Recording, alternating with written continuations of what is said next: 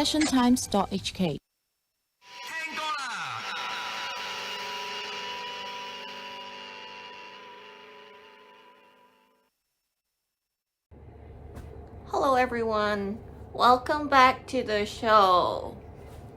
So, actually I'm not doing any of my actual violin making stuff today because I've just been varnishing again. So I don't want to be repeating my videos. So I'm not doing anything violin making related today. But I'm still gonna be doing the show in English because you guys seem to like it better. I don't understand why. You might not be even actually listening that closely. So maybe is it just a background thing that you guys like to hear English in the background? Maybe, I'm not sure. Well, so I guess from now on I'm gonna be trying to do this show in English. Apart from times when I'm talking about maybe Hong Kong entertainment things. Wait, I'm just reading messages. Anyway, yeah. If I'm doing stuff on Hong Kong entertainment, then it's gonna be kind of difficult to speak in English for those. But as of today, I'm still going to be doing it in English because I actually found something that I could do in English, and obviously I'm so obsessed with the Johnny Depp and Amber Heard case. So, and I thought it was completely over. I thought I wouldn't be able to do another segment on this. But apparently not, because Amber's still speaking, as I've mentioned on the Wednesday morning show. So if you guys listen to that, so you've got a bit of a background. And also I'm in this lying down position again because I need to be reading from my computer because I have some articles that I would like to share with you guys. So I'm here again, reading from my computer, lying down, being lazy. I actually wanted to do the whole thing with my computer webcam, but then, cause I still want to show videos and the article I'm reading and stuff, but okay, I'm so stupid with computers. I downloaded the OBS Studio again, and I can't remember how to use it. And I used it many years ago to stream stuff on YouTube. But it was a really long time ago. And I can't figure out how to use it again. So I wanted to show what I was reading, what I'm going to read, and videos and all that, but I can't. Well, yeah, so I'm doing this way. And I really actually have a shooting tomorrow for our series. I shouldn't be speaking so much English the day before my shooting because I'm gonna get shouted at again. Because even when I'm speaking in Cantonese, if I had been listening to English too much or speaking English too much, it kind of affects the way I speak in Cantonese, and I get shouted at. Okay, I'm gonna after this, after doing this show, I'm gonna have to listen to a lot of Cantonese or other stuff to make me go back to the Cantonese speaking speed. Anyway, let's get into this. So as I've mentioned on Wednesday's show, Amber Heard's out doing interviews again. But actually I didn't mention stuff that happened between now and when the case was closed. So between then and now, this is the first time Amber Heard's coming out to be interviewed. Johnny still hasn't. Well, Johnny opened a TikTok page, and he expressed thanks to fans.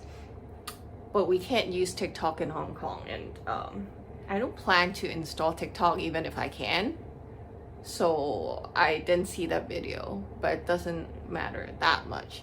And well, anyway, before Amber Heard came out to be interviewed again, like both sides, the lawyers from both sides did interviews, and I did mention Johnny Depp's lawyer's interview on Wednesday. Basically they were praising the judge for being fair and all that, and also like one of Johnny's lawyers, Ben Chu, like he said because he can't disclose details with clients, he can't exactly say what Johnny has told him, but we can guess that if Amber Heard doesn't go for an appeal, then Johnny is not going to make her pay the compensation, which she can't afford anyway. And well, these days I've been like so into these so-called law tubers, these lawyers who are on YouTube. Apparently, in Amber Heard's case, she probably won't be able to file for bankruptcy. So, yeah, so we don't know how she's ever going to pay that compensation if Johnny does insist. Anyway, back to their lawyers. So Camille Vasquez and Ben Chu, Johnny's lawyers, they're quite normal. They're reasonable people who went on TV to get interviewed. But on the other hand, Amber Heard's lawyers, there are two, Elaine Bredehoft and Ben Rottenborn. Well, I don't think Ben Rottenborn came out to be interviewed, but Elaine Bredehoft, she was interviewed on TV, and I'm actually quite surprised because they're supposed to be pretty good lawyers before this case. And I really don't know what happened. I mean, like, during the case, like, fine, like, you've got an unstable client, that's why it's difficult for you to defend her. But now I question if she's really that good, because on her interviews, she actually accused the judge. Let me see, did I open it? Did I open it?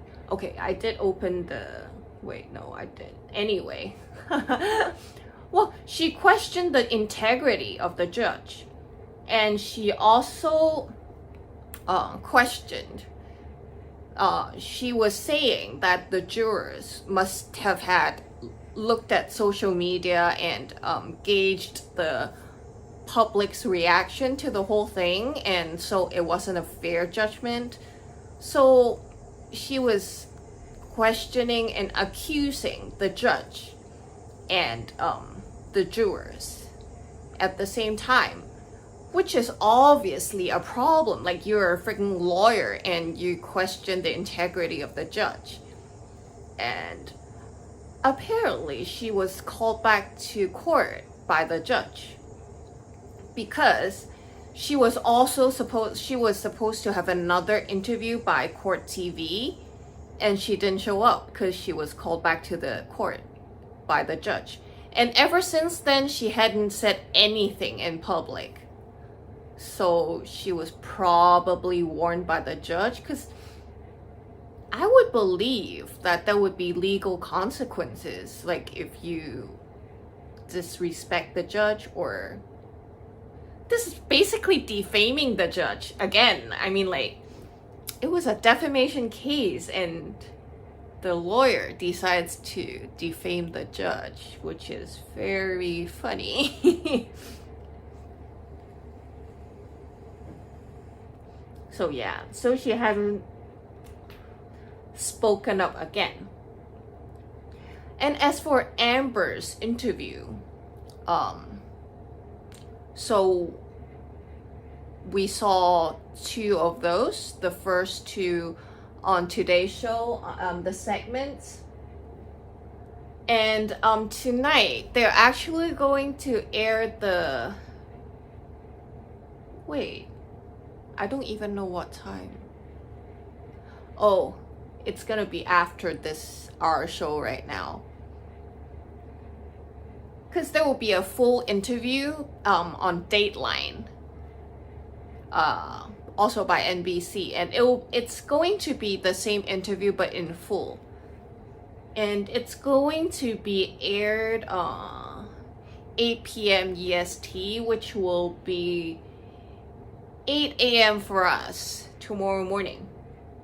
So I can't be watching it with you guys, because I would love to like just watch it together and react to it together, because it's bound to be funny, because she was so funny in the first 2 segments.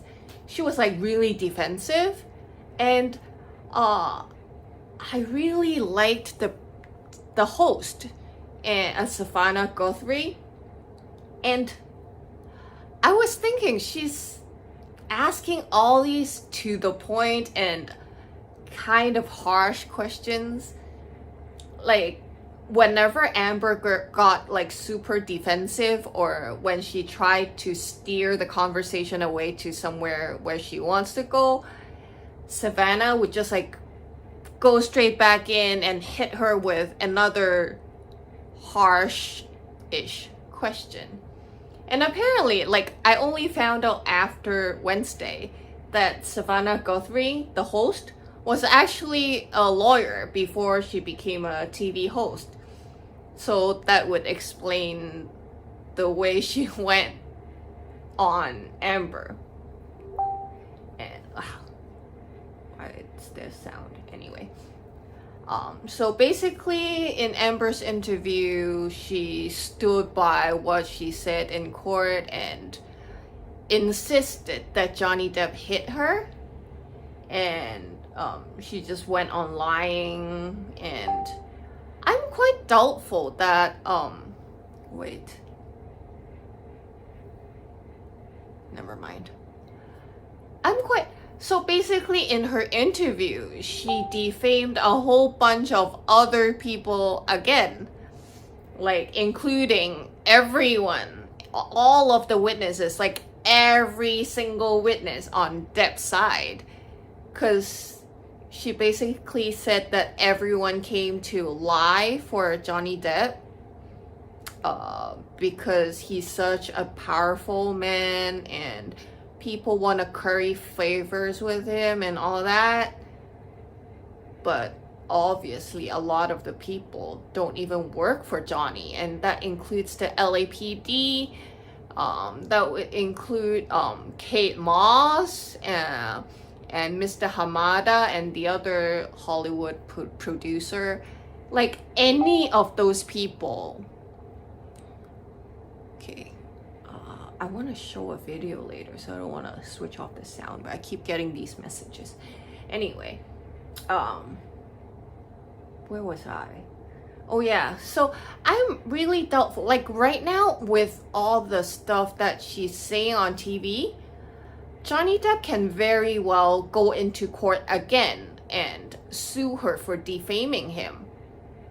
And it will be an easy case this time, because I think it was already proven in court that Johnny didn't abuse her and she was an abuser. And so if Johnny wanted to, he could probably sue her again. but I doubt it. I don't think Johnny wants anything to do with her ever again. But any of the other people that she's accusing now, they could sue her if they wanted to, which is very stupid of her. She's such an idiot. Like, the host, like Savannah, actually asked her, like, are you afraid of defaming, like being sued for defamation again? And she's like, oh, I'm terrified.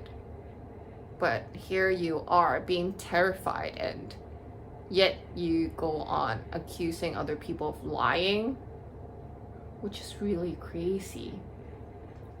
And also, I saw a preview of the full interview of Dateline, the interview that's going to be aired later on. And this I actually knew before, but they are actually showing it on the show. Because both I believe Amber and Elaine, they probably came up with the story together, like, because they're basically accusing people of the same things, accusing the judge, accusing the jury, how they must have been affected by the social media, and saying how the judge was not fair to them because there were a bunch of evidence that was denied for hearsay. And she's actually showing it on the TV on Dateline tonight or tomorrow morning. And it was a bunch of these doctor's notes dating back to 2012. And it was denied for hearsay because these so-called doctor's notes, they were actually just the doctor interviewing her, and like stuff that she told the doctor, like how Johnny abused her, how Johnny had hit her and all that. So it is hearsay. It's just her telling her doctor what she supposedly experienced. So it wasn't even any it wasn't even any analysis about her. It was just her telling the doctor what she supposedly experienced. And obviously that wouldn't be admitted to court because it's not the doctor's opinion, it was hers. And also, Depp's lawyers said that they also had evidence that was denied, so the judge was actually being fair to both sides. And the doctor's notes from 2012, what that only proves would be that she had been planning this for years and years and years. And actually one of it was on another interview, it was one of the Johnny's security people. So there was a picture that was shown in court with Johnny with a black eye, and it was one of his security team who wanted to take that photo, who suggested Johnny take a photo of it, and it was taken by that guy. And the reason for him wanting to take a photo of Johnny with the black eye was because the security team, they already heard rumors or heard like from unknown sources that Amber Heard was planning this, planning to spin a story of domestic violence. And this was in 2013 or 14. And that's why the security guy asked Johnny to take a photo of the black eye. And I believe that helped in the case because he had actual proof of being hit or being punched. And defamation is a very, very, very difficult to prove thing. And I think Johnny won merely because Amber was so bad at lying and acting. And I think even a child can probably lie better than she does. Like, even if you want to lie, you would remember. You are supposed to remember your lies and not overthrow your own lies. That is so stupid. Anyway, and that's what we expected of her anyway. Like, she's been like gaslighting everyone, trying to make you question your own sanity or question your memory. And it's like she thinks that we are all idiots just like her. Like, she tries to mislead people and manipulate you into thinking that you must have remembered wrong from the case. But I know we're like, it's still so fresh in the memory. Like, how? Why does she think that she can gaslight us now? So, but then from Amber's interview, the thing that people are most hung up on, and there are like 1 million reaction videos on YouTube just to that clip of Amber Heard. I don't understand the relevance of Amber Heard saying Johnny was the man who convinced the world that he had scissors for fingers. Let's look at the clip again, just in case you guys didn't see it. Okay, couldn't do this again. Wait.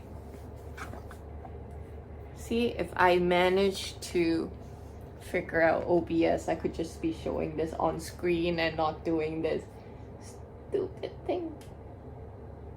Wait. What did I press? I thought I pressed play.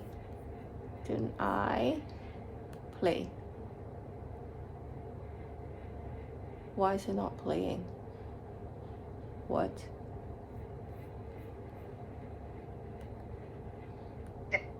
In the closing arguments, the Depp lawyer called your testimony the performance of a lifetime and said you were acting. What do you say to that? Says the lawyer for the man who convinced the world he had scissors for fingers. I'm the performer. I had listened to weeks of testimony insinuating that or saying Okay. direct. So this clip on YouTube, there are so many people reacting to this clip because nobody understood the relevance of Johnny playing the role of Edward Scissorhands. What's the relevance? And everybody thought the first time they saw this, everybody thought they heard wrong, including me. I had to rewind and listen to it again. And it's like, what the? And that long dramatic pause between her saying that and then going on speaking again. It's like, it feels like she wrote this beforehand and she thought it was gonna be a soundbite. She thought people should be shocked. I don't know what she was expecting from saying this, and there was that like dead air. It's so embarrassing. I feel embarrassed for her. And someone like nobody could figure out what she was trying to say and what the relevance was. And someone was like, because there are a lot of law tubers that I watched on YouTube, and one of them was like, oh, she's probably referring to that because the question was like, people say that you were acting, so what do you say to that? And she was like, oh, Johnny was so good at acting too. And yeah, so that was probably the relevance. I'm not quite sure. Maybe, possibly. Well, to me, that was the most interesting part of her interview. I'm looking forward to the full interview and seeing if she drops other bombs. And also, let me see. So there were quite a few people who are, well, mostly on Amber's side, who say that they're affected by this. So there's also Eve Barlow, who's Amber's supporter, friend. She was in the courtroom and openly in support of Amber, and she was kicked out of the courtroom and not allowed back again because she was caught messaging and going on Twitter inside the courthouse. So she was kicked out, but she kept on updating about Amber and saying how she supports Amber, and obviously that would invite a lot of backlash. And she's saying now that she's being abused online, and she was saying how, like, why, if Johnny Depp is such a great man, why is he not telling his fans to stop abusing her? Stop being mean to her, stop all the hateful comments and all that. Which is really funny. I thought you guys stood by free speech. And for you guys, free speech even includes lies and defaming people, and people just calling her idiot. It can't be defaming, can it? And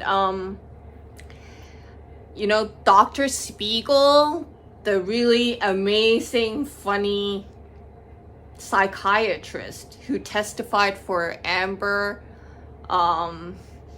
who tried to analyze Johnny Depp by the roles he played and called Johnny Depp an idiot.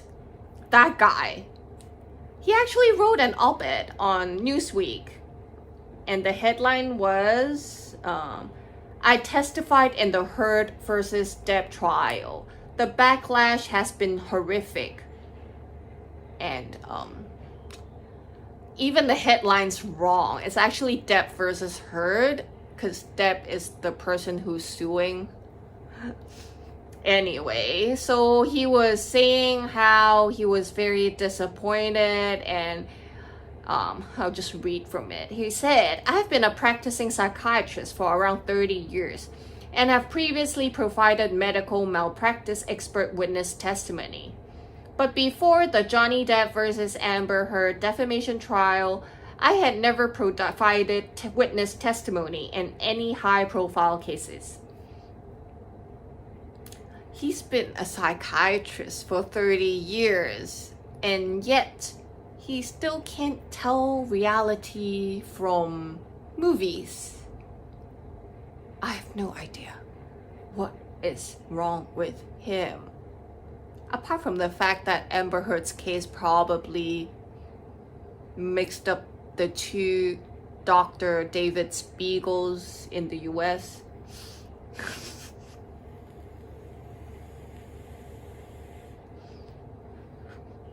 So blah blah blah. He's been on the case for about 3 years because he was asked to be an expert witness since 2019. And he thought it would be a closed trial and there wouldn't be cameras and fans. Why are you blaming like these things? Paparazzi outside the courthouse was never a problem. That's something I can handle.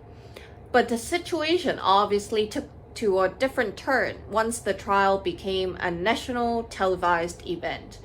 I want to tell him it's not only national, it's an international event. People around the world saw it. Okay, and blah, blah, blah. I had a job to do and I did my job and blah, blah, blah. Before the trial, I had one 15-minute Zoom meeting with Amber Heard, and I had lunch with her between sessions on May 23rd. She was very nice, very cordial, and very polite. This guy is obviously thinking with his dick.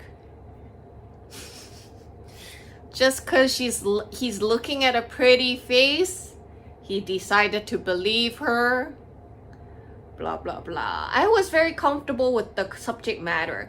I'm well versed on trauma and substance abuse, and I was well versed on the facts of the case. But cross-examination is something you're never fully going to be prepared for, because you don't know exactly what they're going to do or say. It wasn't as if I was stunned that I was going to be cross-examined, though I was a little uneasy about being on national television. What I couldn't prepare for was the reaction from the public. Cause he did so bad on the cross-examination. It's like, when I was watching, I was like, is this guy for real? Like Johnny having an earpiece during his movie shootings was because he had impaired cognitive abilities, and just because he played a pirate that he's probably unstable. What?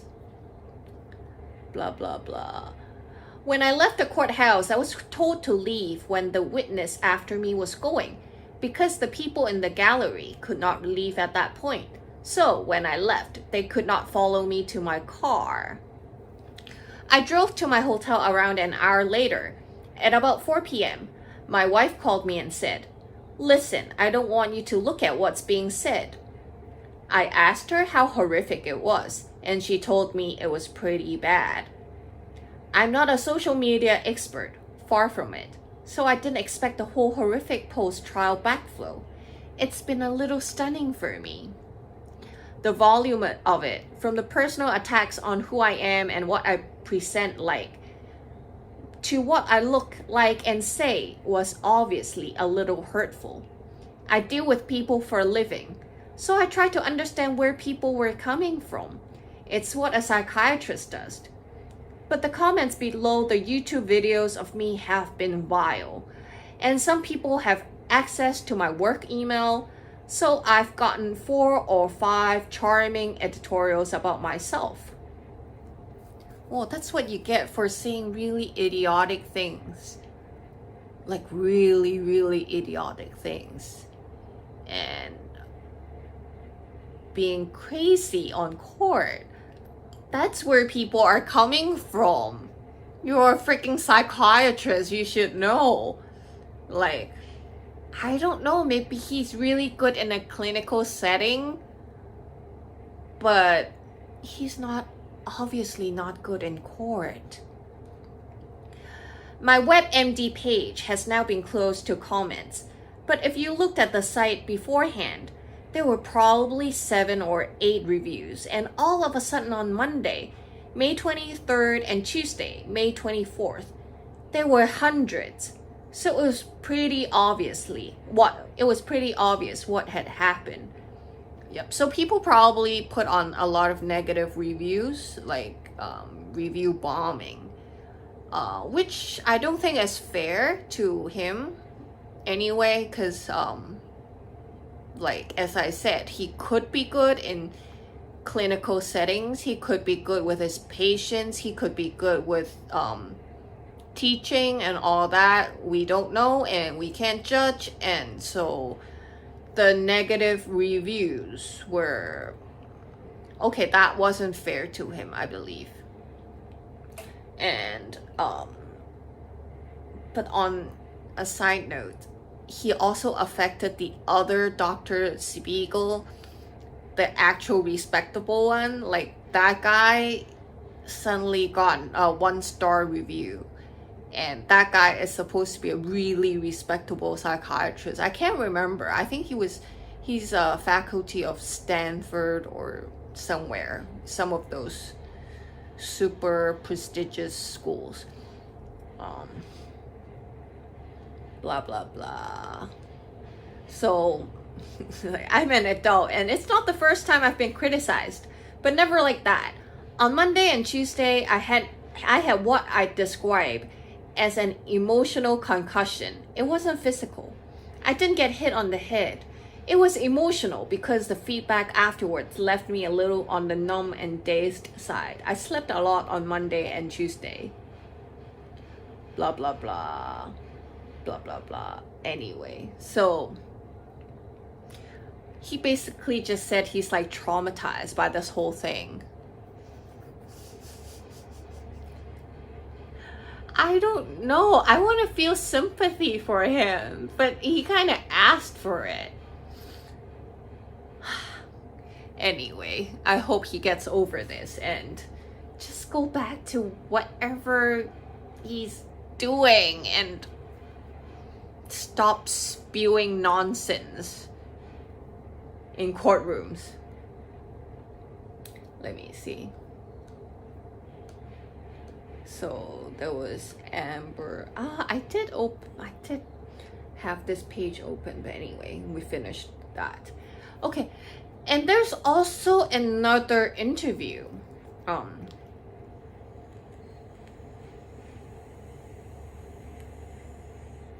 Okay.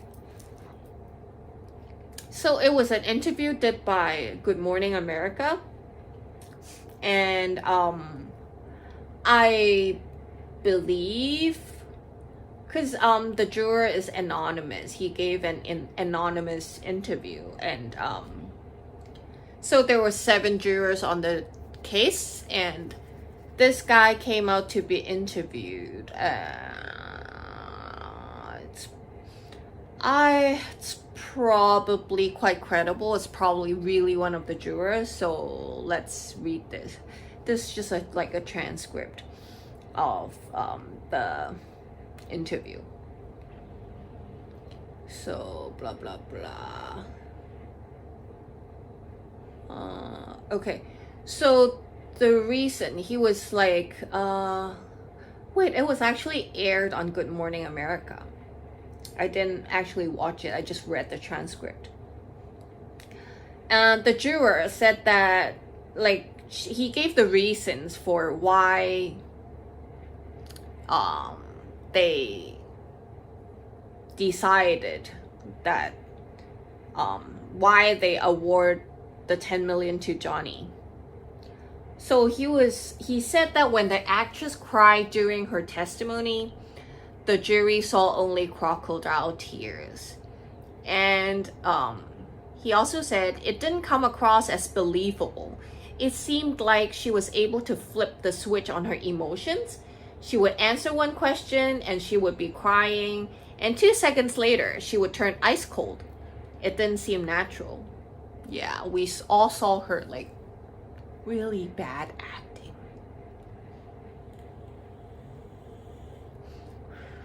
He also said Depp just seemed a little more real in terms of how he responded to questions. And basically, they just didn't believe her. And Heard's credibility was dropping throughout the trial. There were other factors that led the jury to believe that Heard was not credible. The jury believed that they were both abusive to each other, but Heard's team failed to prove Depp's abuse was physical. The juror said they had their husband-wife arguments. They were both yelling at each other. I don't think that makes either of them right or wrong. That's what you do when you get into an argument, I guess. But to rise to the level of what she was claiming, there wasn't enough or any evidence that really supported what she was saying. Yeah, like she said she had broken noses and how she was raped by a broken bottle, and she didn't even go to see a doctor about it, and she said she was dragged through class and she didn't have a single cut on her. That's not very credible, is it? Anyway, Heard was considered the aggressor in the relationship by the majority of the jury. And here it was about a present that Amber Heard got for Johnny Depp. If you have a battered wife or spouse situation, why would you buy the other person, the aggressor, a knife? If you really wanted to help Johnny get off drugs, why are you taking drugs around him? Very valid points.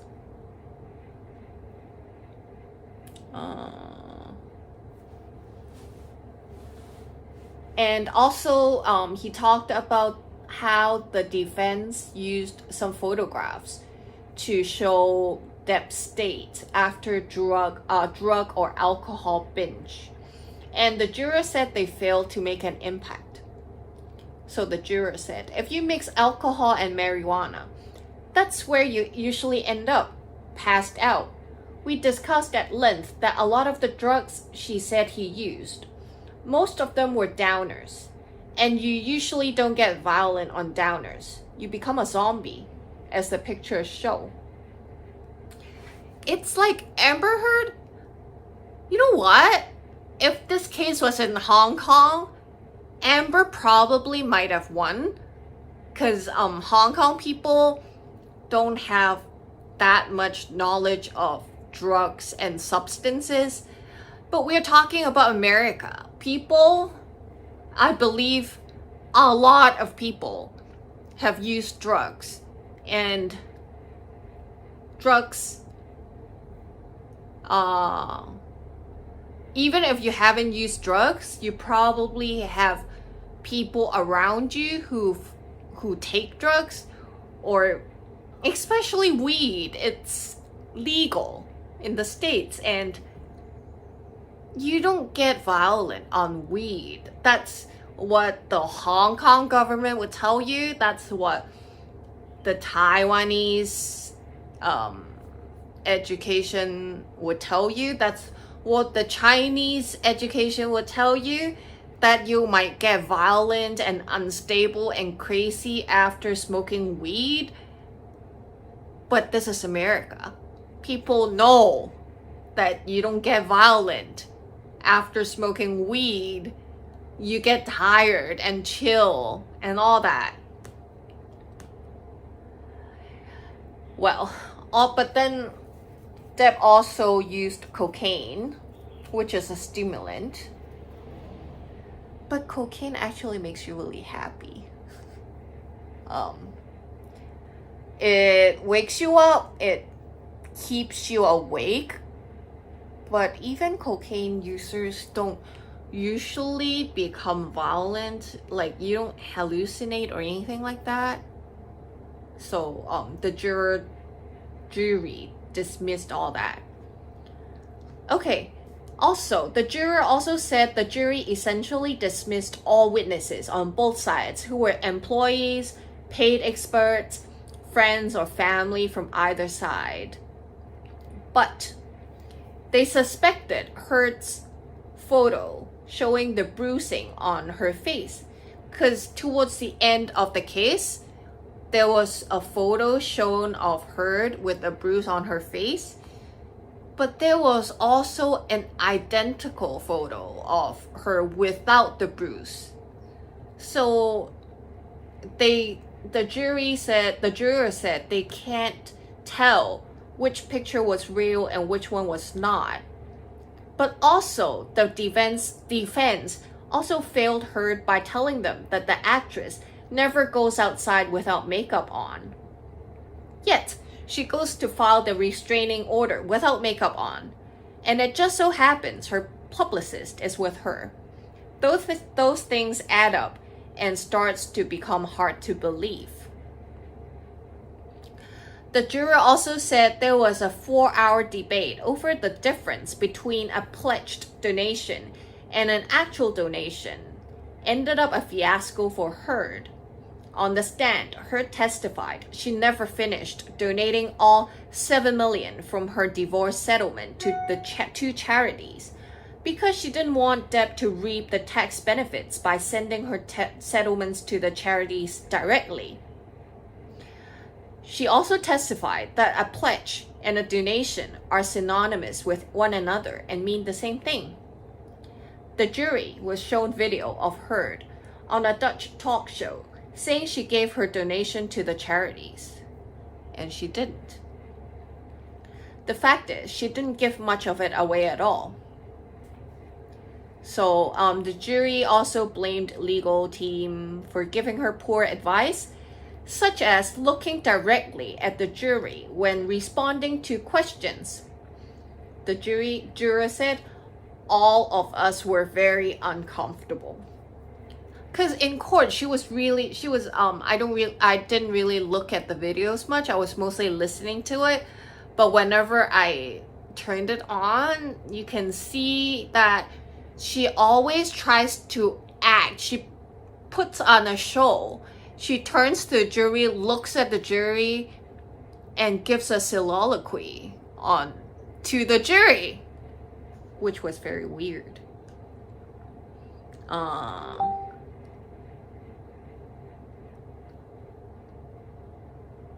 The jury also said they would cut people off in cross-examination because they wanted one specific answer without context.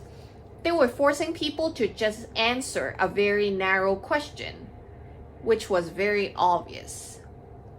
Yeah, which was obvious that there was something strange, fishy going on. And the juror also said publishing the 2018 op-ed in the Washington Post that defamed Depp was a poor choice. He said, if she didn't do any of this stuff with the op-eds, Johnny Depp could have helped her out in her career. They didn't leave things on a nasty turn when they divorced. It turned nasty after the op-ed. The juror also denied the jury was swayed by outside forces, aka the social media, which Elaine Bredehoft and Amber Heard was accusing the jury of. The juror said he and at least 3 others did not have Twitter accounts. He also said some people said we were bribed. That's not true. Social media did not impact us. We followed the evidence. We didn't take into account anything outside the courtroom. We only looked at the evidence. They were very serious accusations and a lot of money involved, so we weren't taking it lightly.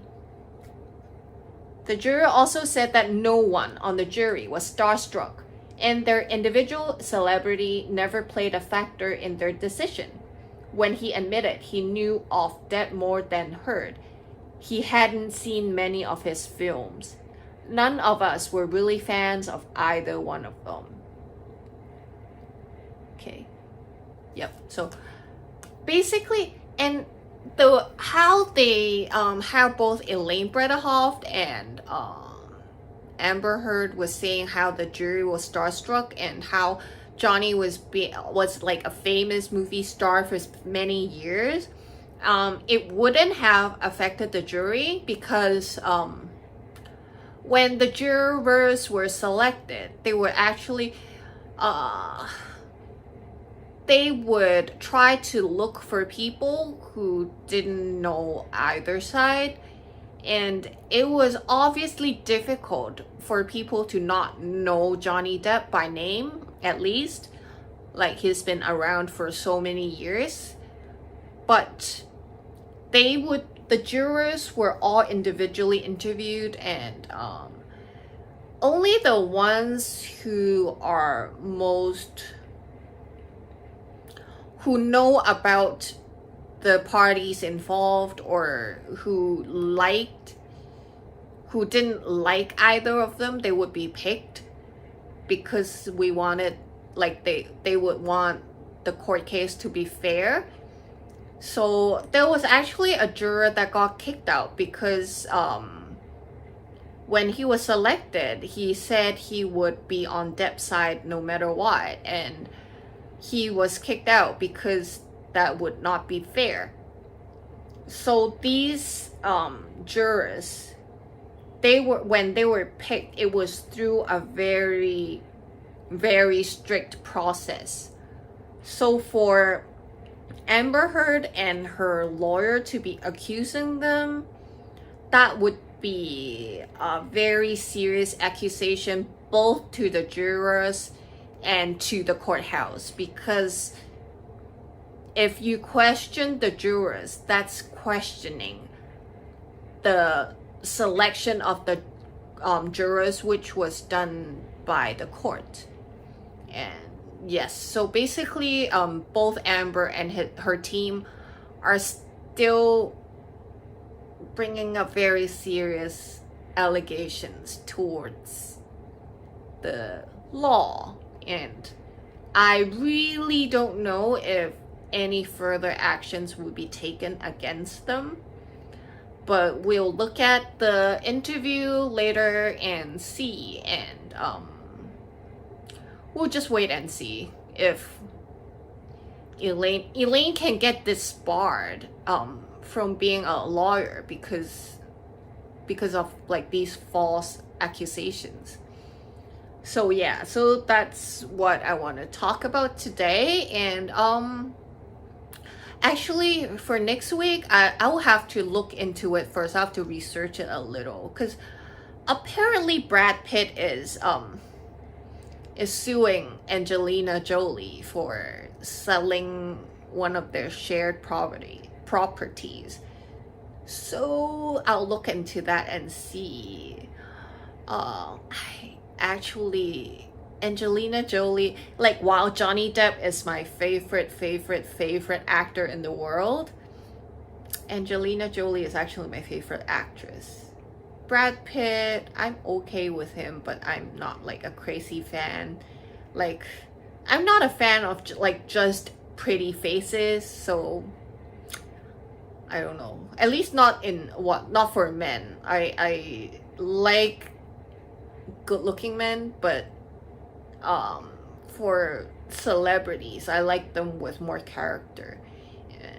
But for the ladies, I look at their faces. So, and Angelina Jolie is so pretty. That's why I really like her. But I don't know. She could be wrong in this case, but I have to research it a little and see.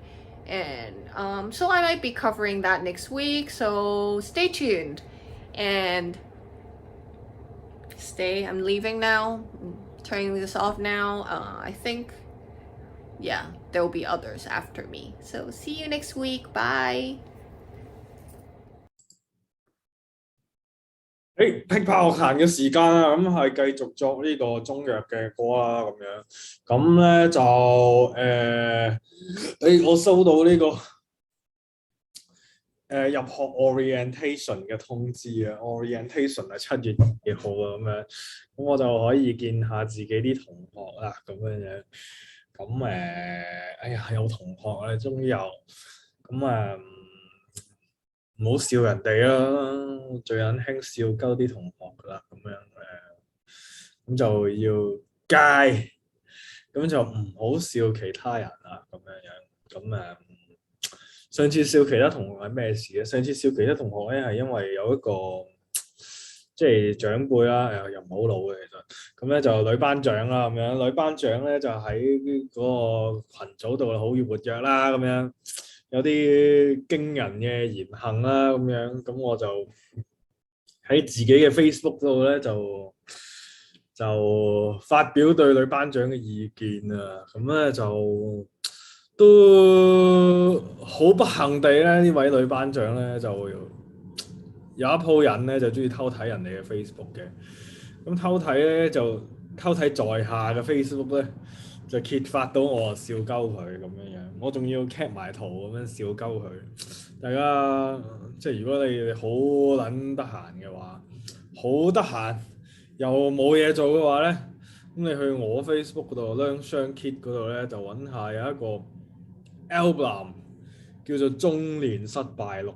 咁你就可以睇翻我2019至到2020年嘅期間咧，笑鳩呢個女頒獎嘅時候嘅來龍去脈係點樣啦？咁once 你係好得閒啦，依家3更半夜咧又睇我作埋啲無聊嘢嘅係你哋好得閒啦。如果你哋好得閒啦，你只要稍為有啲有意義翻少少嘅嘢要做咧，咁你哋都唔好睇翻啊嚇。其實係好無聊嘅咁樣樣。咁啊，我哋做啲冇咁無聊嘅嘢啦，就係作曲啦咁樣樣。咁咧上個禮拜咧就係作呢個，哎呀要 share 出嚟先呢個畫面，成日都唔記得 share 出嚟，我係自己睇。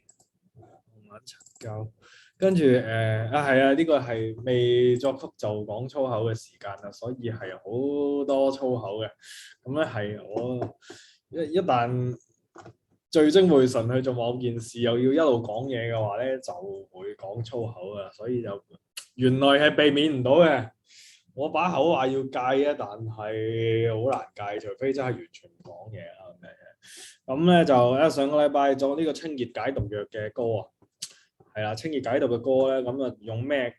用邊首歌去做咧？就係原來咧就係呢個 Blue Bossa 哒哒哒哒哒哒哒哒哒哒哒哒哒哒哒哒哒哒滴哒哒哒哒滴哒滴哒哒哒哒哒滴哒吧的，係啦，就係咁啦。好，咁咧就咧4×4=16啦，咁就得16。呢首歌都4行16個小字啫，即係係啦，相當之短同埋短小精幹可以話係。咁咧就上個禮拜咧就作咗金銀花同埋連橋咁樣，今個禮拜咧就作到大青葉啦。大青葉咧就係好攞位過出嚟先。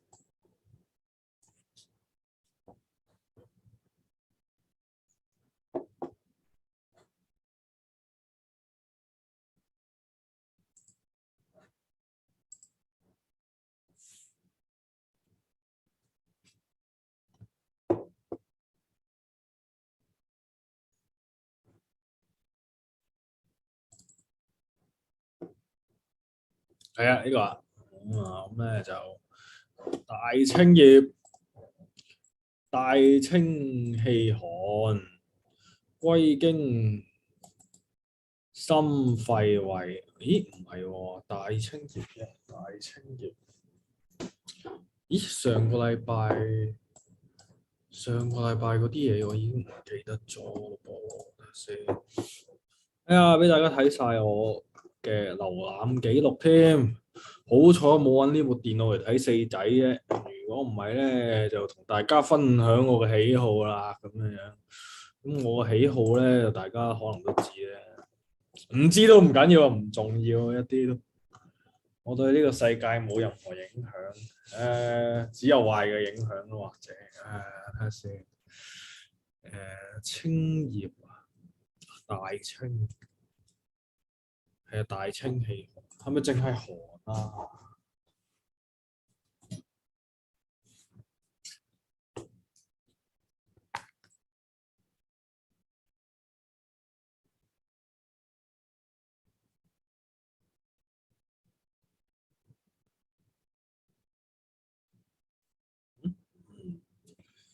？sorry，等我手作 confirm 先。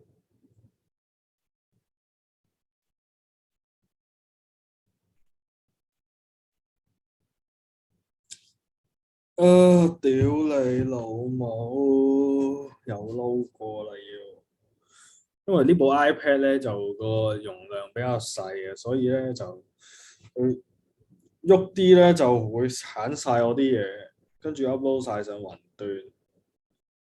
我睇翻啲舊嘢咧，佢就要，唉麻煩。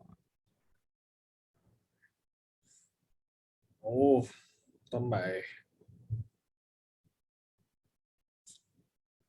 睇先，依家應該係瀉下藥，唔係，依家係清熱藥嗰種，快撚啲啦。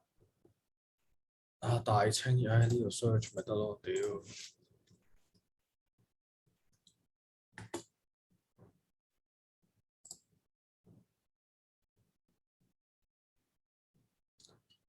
苦鹹大寒喎，大清苦鹹大寒。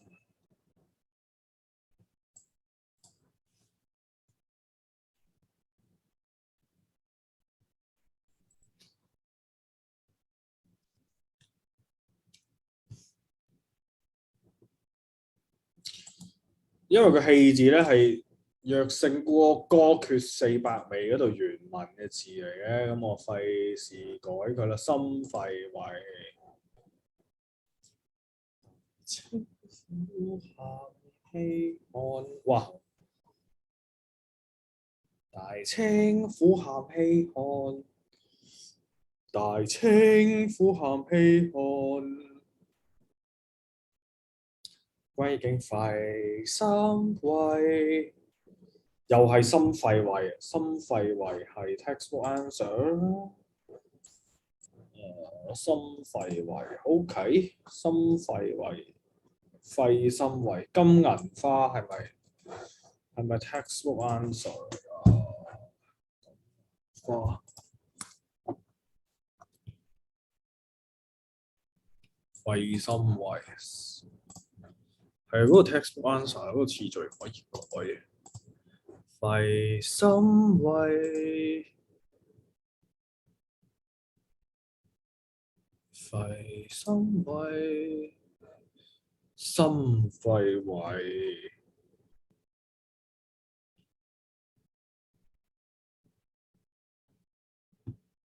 睇下先，金銀花，大青葉。心肺胃係啊 ，textbook answer，老師筆記同網上面嘅資料都係心肺胃，係啊，心肺胃。歸境心肺胃，歸境心肺胃，歸境心肺胃，歸經心肺胃，歸經心肺胃。大清苦鹹稀汗，大清苦鹹稀汗，大清苦鹹稀汗。歸經心肺胃，大清苦鹹稀汗，歸經心肺胃，歸經心肺胃，歸經心肺胃。好，咁啊一路作一路寫啦，寫埋佢啦。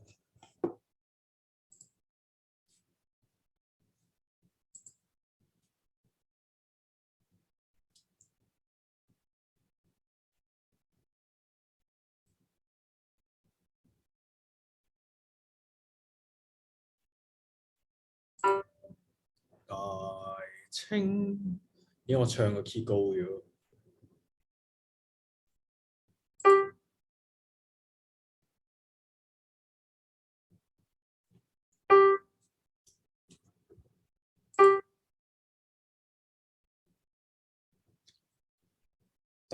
清苦下，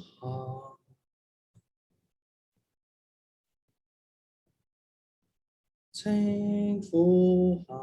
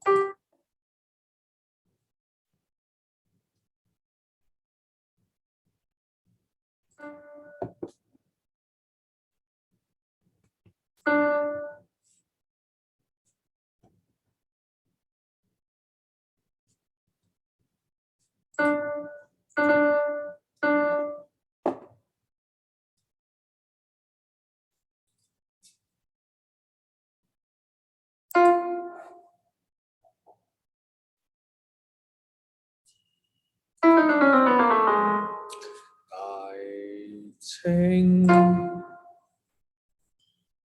呀 ，no， 我應該咁樣 copy 舊嘢嘅。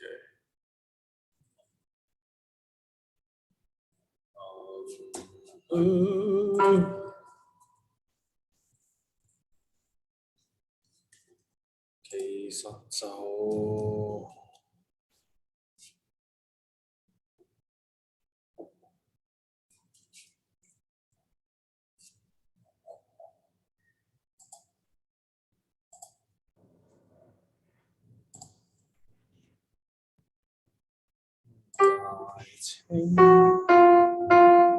大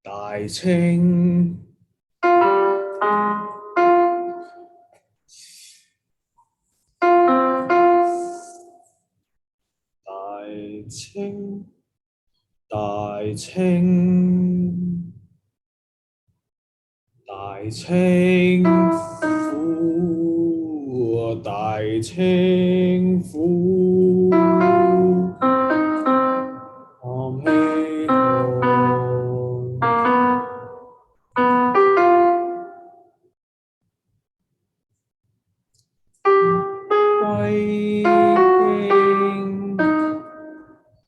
歸經肺三胃，大清苦含氣寒，歸經肺三胃。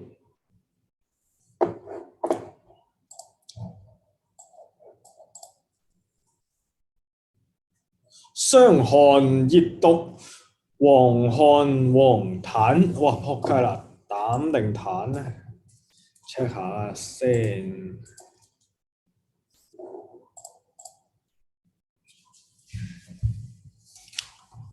黃痰係啊。痰黃痰黃汗黃痰，時易而服。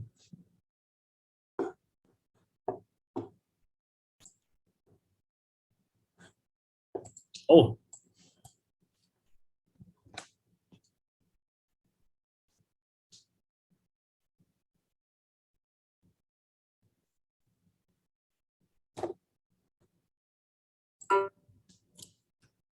大清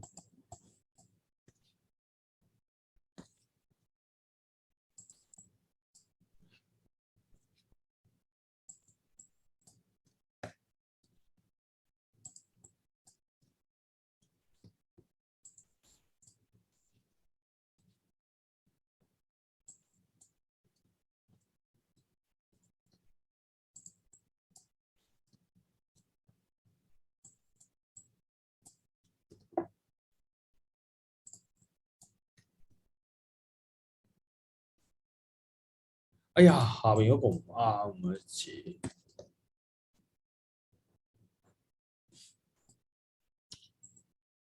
睇翻啱嘅先。唉，而家啲人作曲幾撚柒爛，屌你老味！歸經心，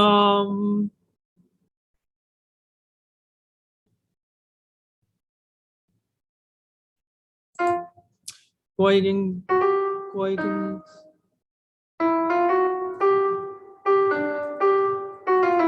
上面嗰個都唔啱。歸經心肺胃，歸經心，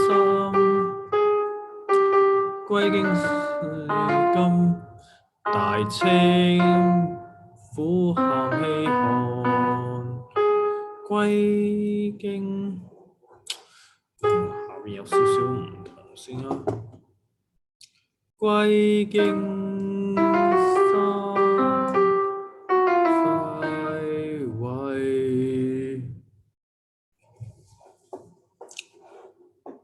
跟住整個好奇怪，但係其實好順嘅曲。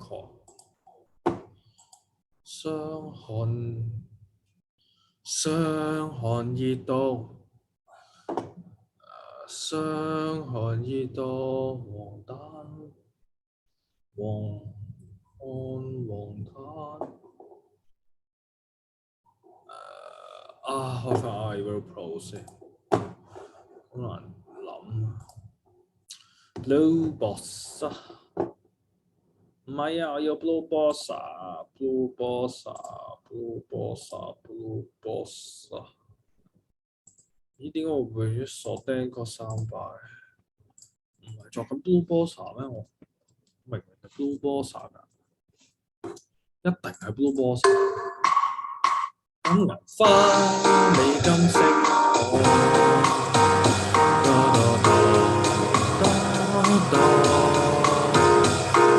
清苦合氣寒，歸經心肺胃，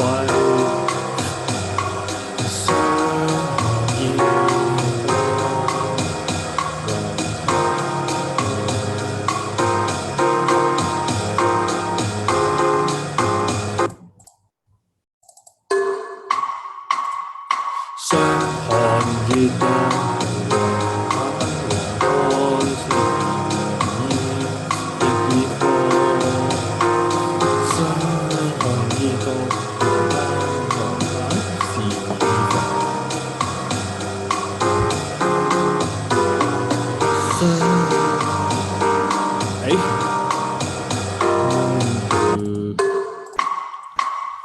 傷寒熱毒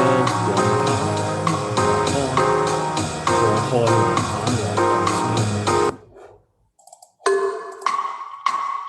傷寒熱毒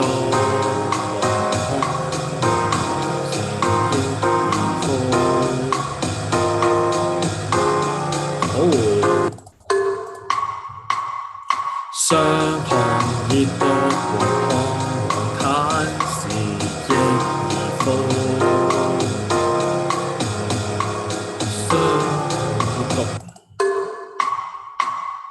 傷寒熱毒黃疸時益而復。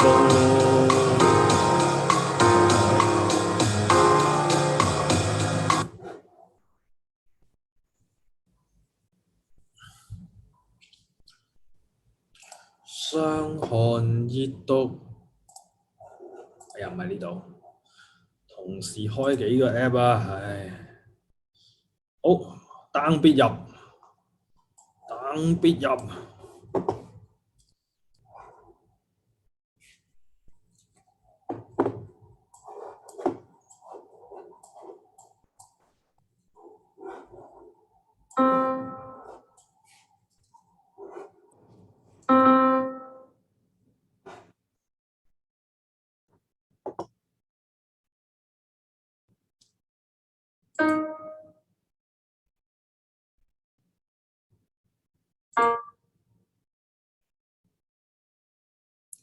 傷寒熱毒，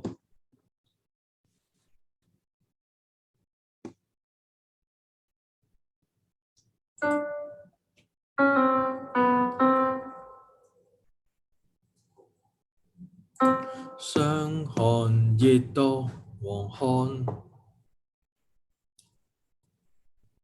啲，相看熱毒黃漢黃灘，嘣嘣嘣。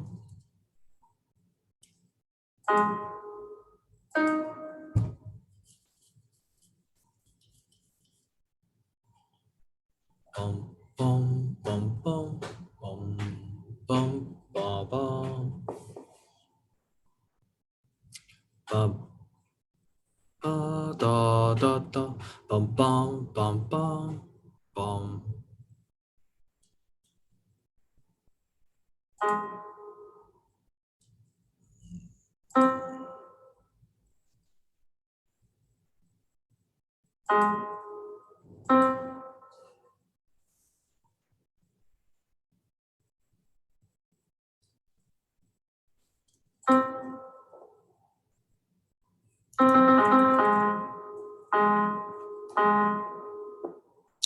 屌你 bum bum bum bum 好。相看熱毒黃漢黃灘是益而夫。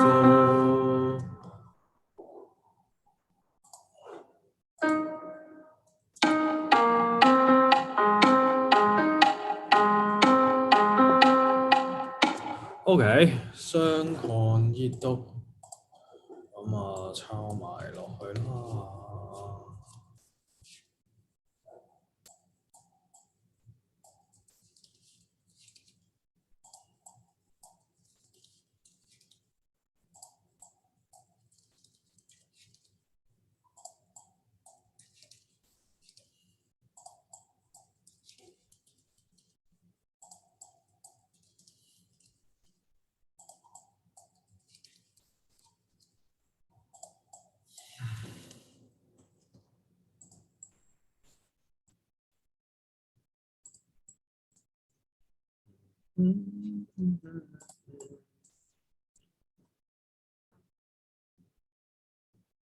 是益而夫，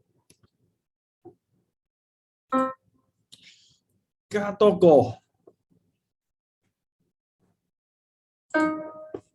相看熱毒黃漢黃灘是益而夫。好，喺正 beat 溫入，跟住咧就升高一格。屌你呢個 D minor half diminished 嚟嘅。相看熱毒，相看熱毒，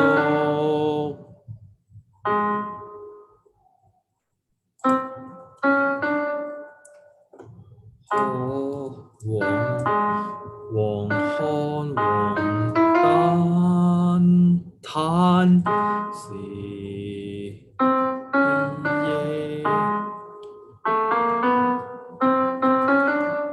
哇！而家作曲幾撚陳意啊！屌你老母！唉，真係愧對古人，可以話係，即係如果唔作嘅話，就愧對古人啊！I mean，唉，屌！好，係啊，你講。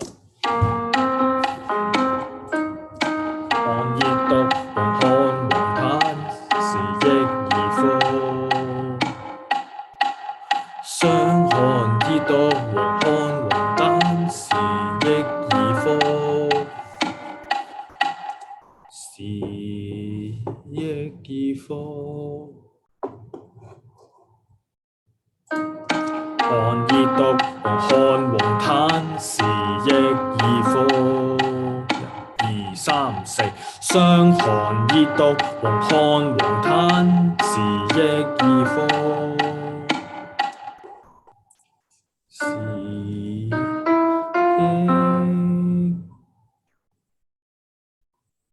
是益是益益。第二個選擇啦，已經時亦已課。好，唱一次俾大家聽下，由呢度開始，呢、個音睇下睇唔睇到啊？大清苦喊稀寒，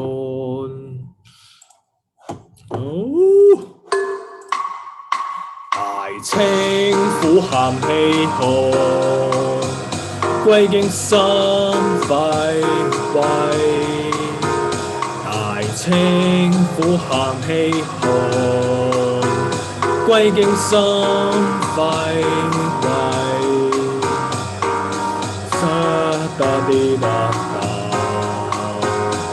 㗎，哎呀！佢教嗰行我撈唔到，sorry。大清苦喊稀寒，歸經心廢廢。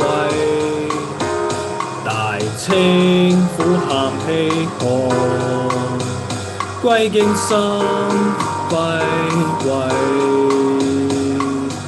傷寒熱毒黃漢黃炭時亦已復。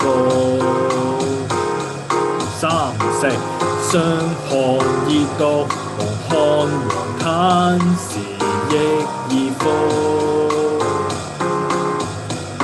大清苦喊稀寒，歸經心廢廢。大清苦喊稀寒，歸經心廢廢。大清熱毒黃漢黃炭時亦已復。傷寒熱毒黃漢黃炭時亦已復。大清苦喊稀寒，歸經心廢廢。大清苦喊稀寒，歸經心廢廢。寒熱毒黃漢黃炭時亦已復。一二三四，傷寒熱毒黃漢黃炭時亦已復。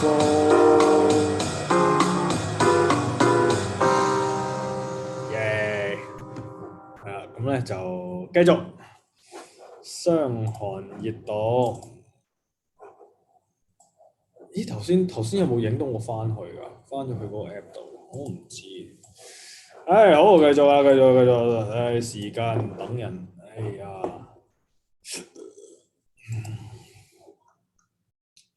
板藍根，未苦勝寒。板藍根，未苦勝寒。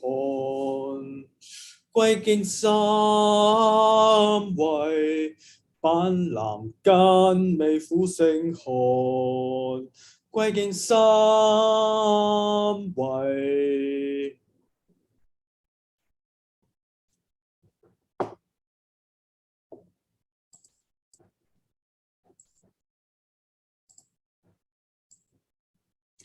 板藍根，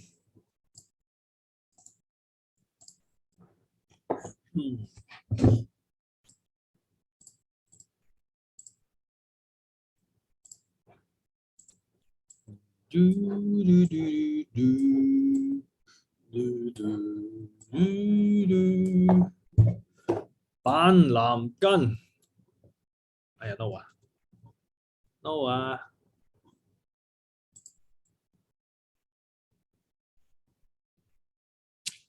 板藍根，未苦勝寒。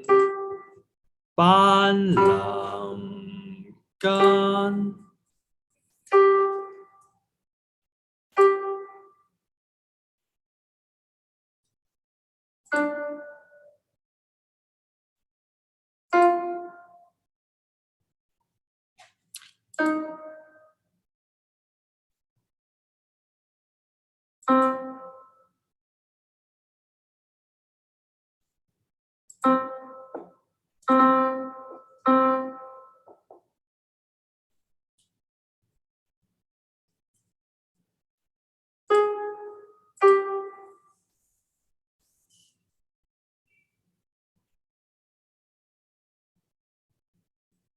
三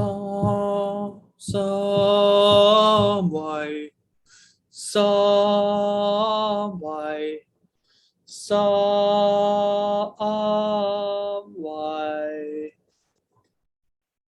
哇呢個要幾多？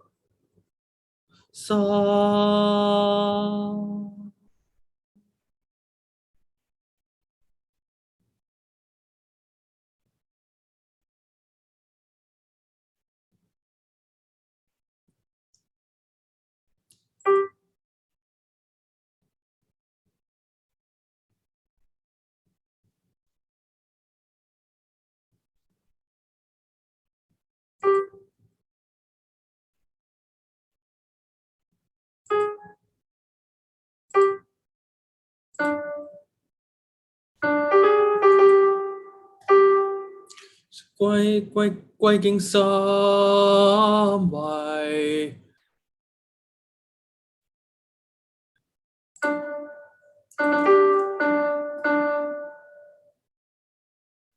好，金銀唔係，板藍根美孚星漢，哇好似樣喎，你有冇撈鳩柒撚亂㗎？屌！金銀花美金星漢，連橋美孚星漢，歸經費三位，連橋美孚星漢。哇，好易撈亂啊！呢個係啲歌嘅缺陷嚟，屌你啦！唉，算啦，作我先講。但是有得唱好過冇得唱，有產出好過冇產出，就係咁。板藍根。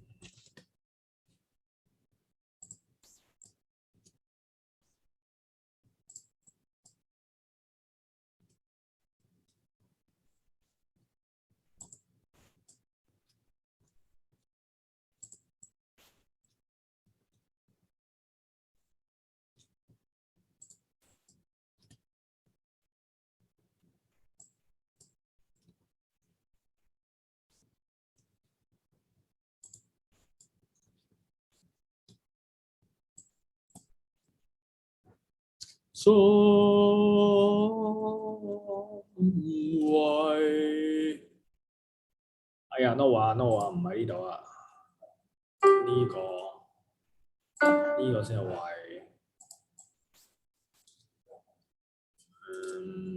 喂。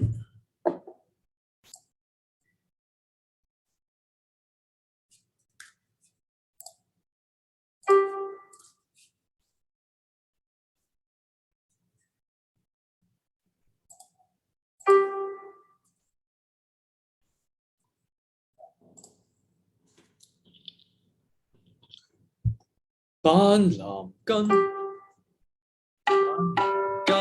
美孚星漢，歸經三位。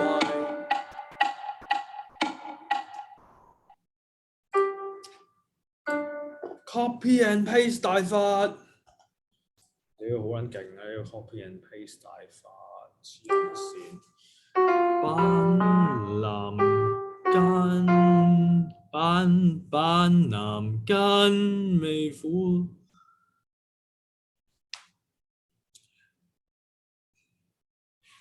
咩 chord 話？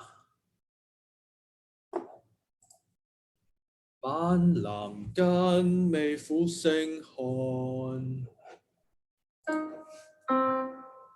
板藍根，美孚星漢，星漢。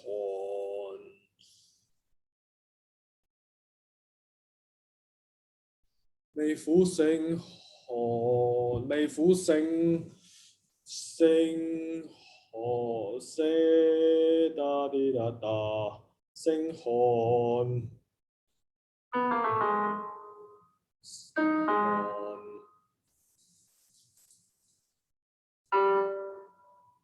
板藍根，美孚星漢，歸經三位。哇！屌你改一個音啫喎！屌你真係改一個音嘅啫喎！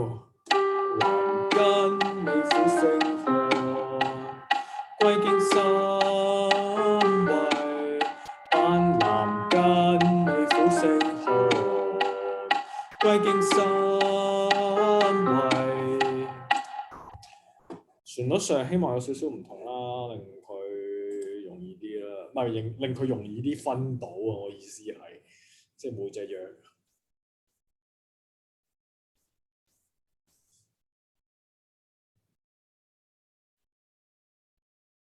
好，跟住就清熱解毒，涼血利煙，大頭温度。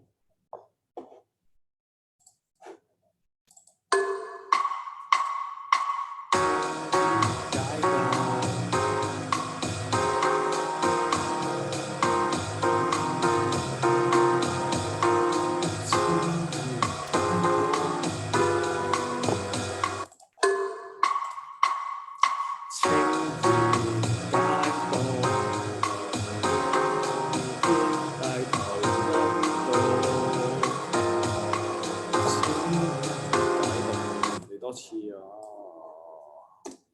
循環呢句，清熱解毒，利煙大頭温度。清熱解毒，涼血利煙大頭温度。清熱解毒，涼血利煙大頭。清熱解毒，涼血利煙大頭温度。清熱解毒。好，做呢句先，跟住 copy and paste，吸聲大法。好，繼續。清熱解毒，其實可以抄上邊歌詞。其實可以咁撚樣添，我覺得呢啲都煩。清熱。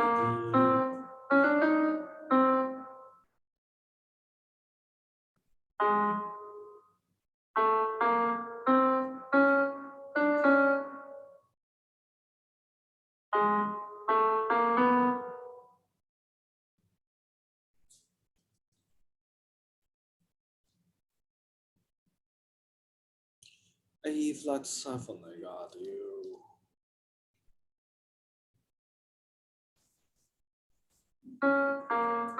清熱解毒，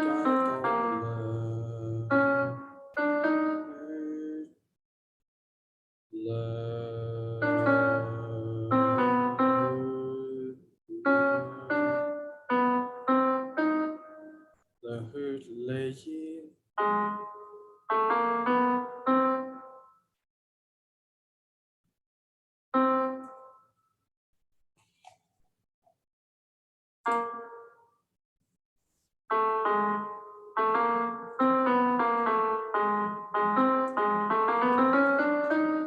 搞掂。我話屌你個閪！好，熱解毒，涼血利煙大頭温度。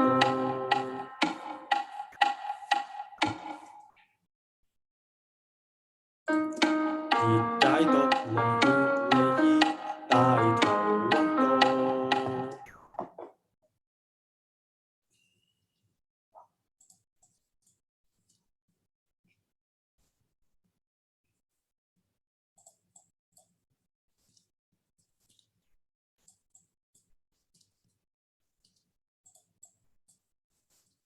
冇咩包袱，我驚 orientation 嗰時老師叫我 present 呢個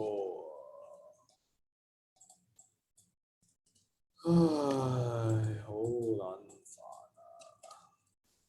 唔係，其實好易做啊呢個地步。其實最難在上個禮拜開個頭嘅時候，講到個頭字個擺位就錯咗，應該呢度温度。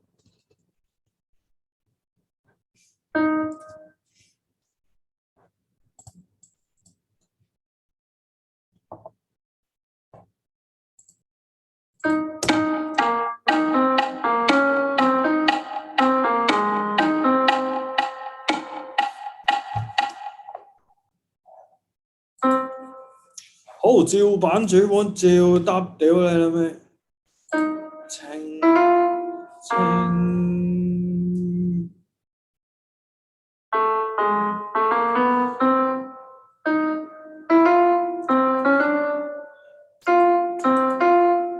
清熱街道，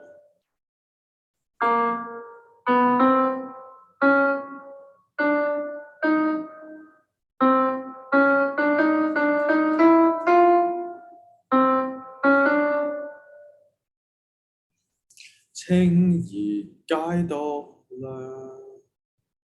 血離煙，大頭溫度。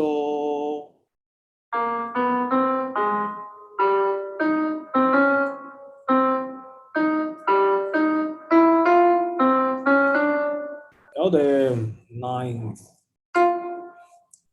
清熱街道涼血離煙，大頭溫度。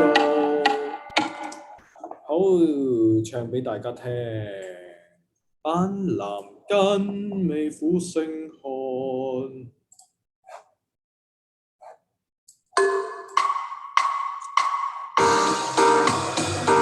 我開多次，唔記得係一邊。板藍根微苦勝寒，歸經心為。板藍根微苦勝寒，歸經心為。清熱解毒涼血離煙，大頭溫度。清熱解毒涼血離煙，大頭溫度。板藍根微苦勝寒，歸經心為。板藍根微苦勝寒，歸經心為。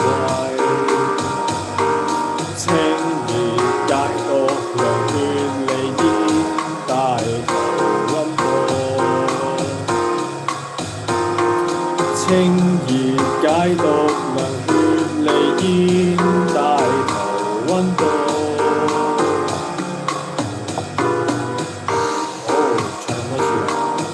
作多一味先至收皮啦，係啦，作多一味先收皮啦。好，作多一味，作多一味，作多一味。清代味苦味鹹勝寒，清代味鹹勝寒，清代味鹹勝寒，味鹹勝寒。歸肝肺胃經。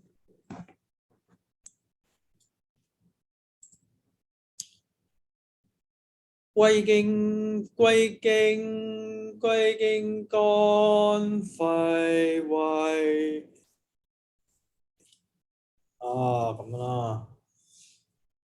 清代味鹹勝寒，歸經肝肺胃。清代哇呢度唔可以照抄嘅。清代味鹹勝寒，歸經肝肺胃。肝肺胃，肝肺胃。清代好，做咗第一句先。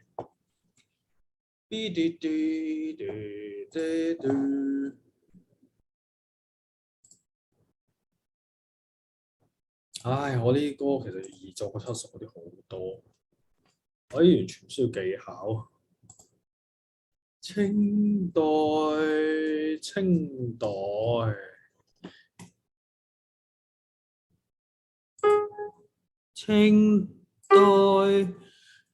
味鹹勝寒，清代味咸勝寒。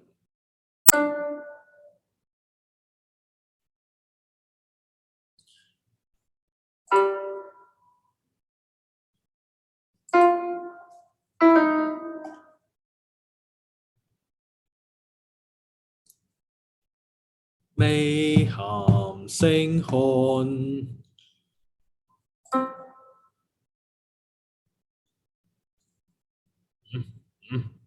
唱唔散嘅，唱散佢。咦，唱唔散嘅？哦，好 ，OK。歸經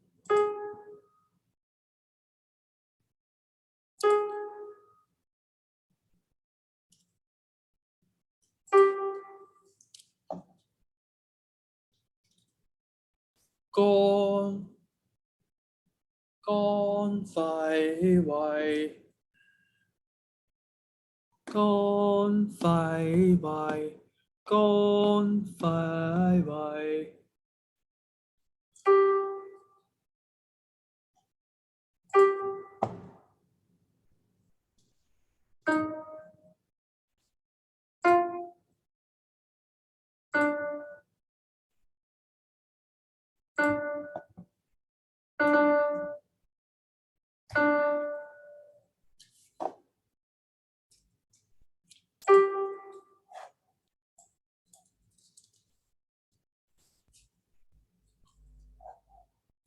清代味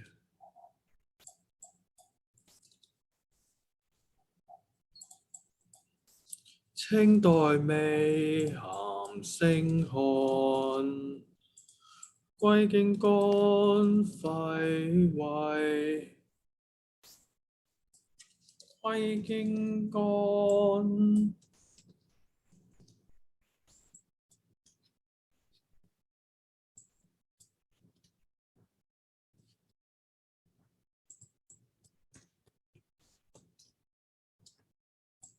好，清代味咸勝寒。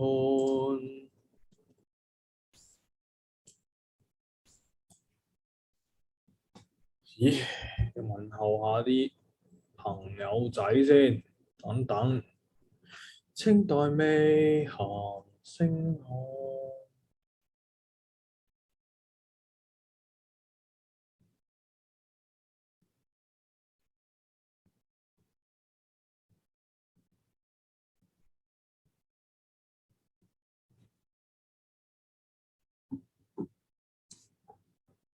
好，跟住咧就唱散呢粒，散呢粒。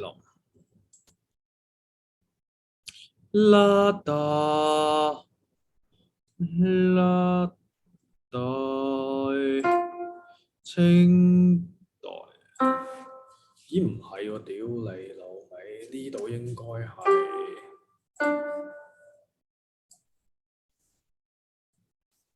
先咁樣。清代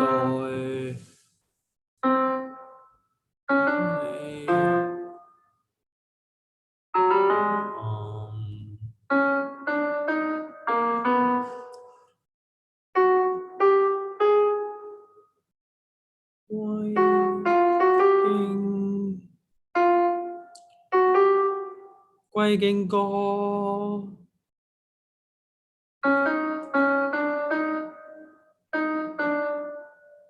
哇屌，完美移植啊！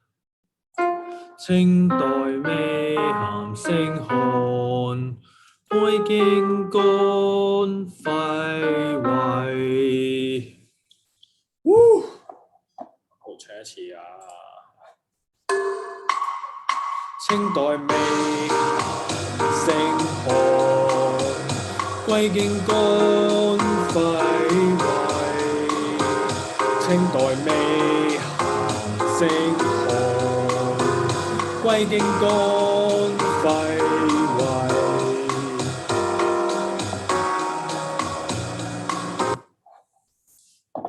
好。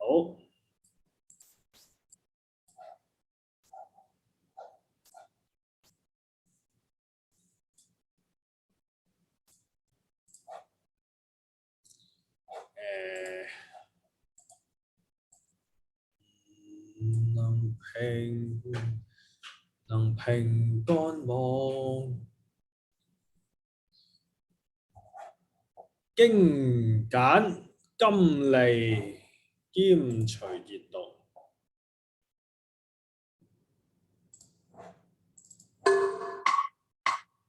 能平經簡金利兼隨熱度。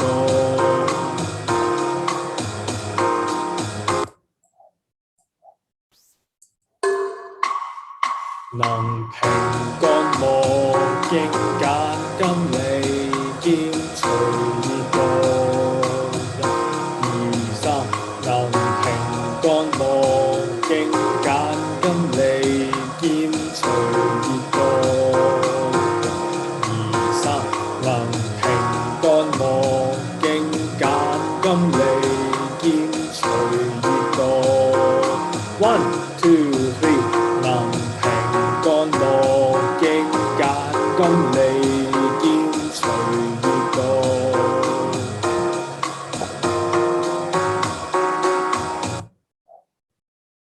E、A、D， 好，又唱散粒嘢先。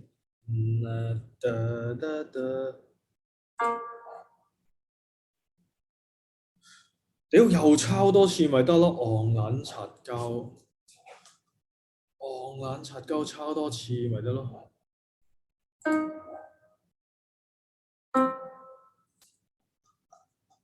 但係佢 pick up beat 開始嘅，都唔怕，都抄到。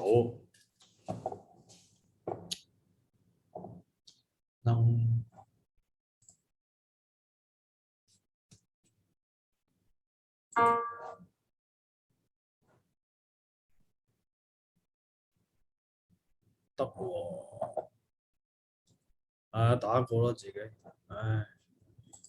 打過啦。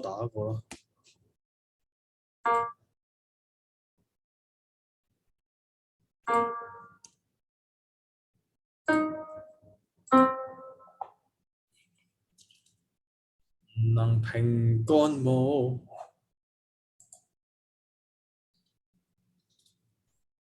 能平干網經簡金利，能平干網經簡金利。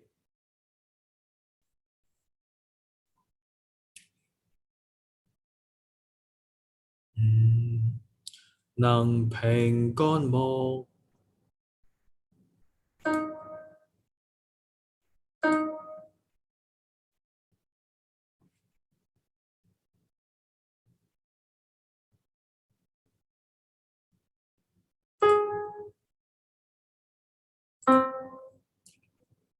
唔係喎。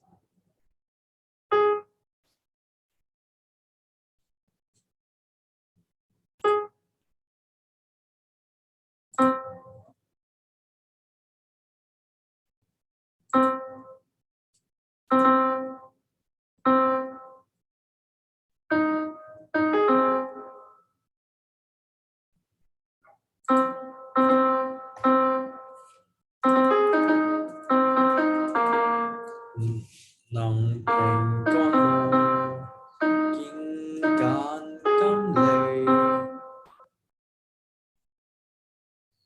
兼隨熱度。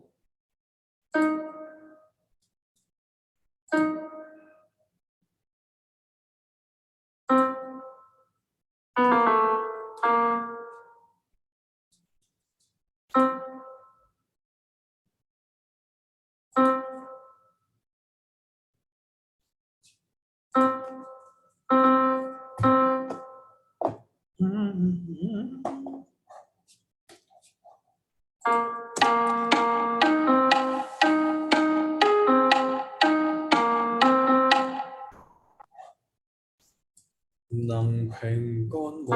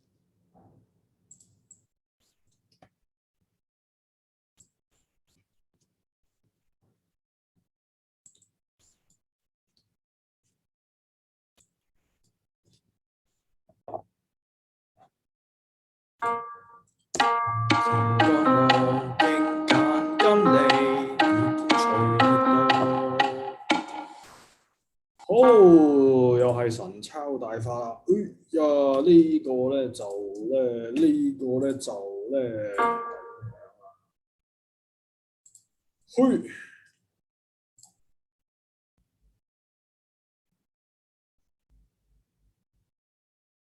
咦，清代咁多次嘅，屌多一句喎呢度，屌，唉，等下先搞啊，多咗一次啊，我難交。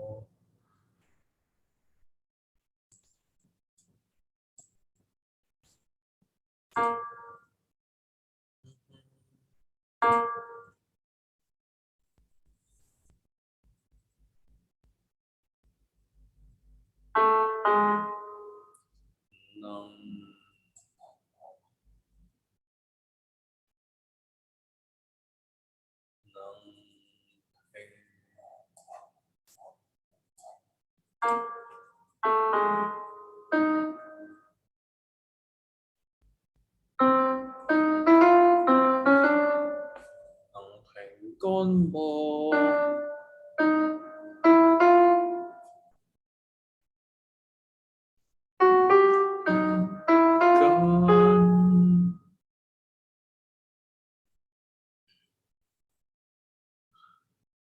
經間金利。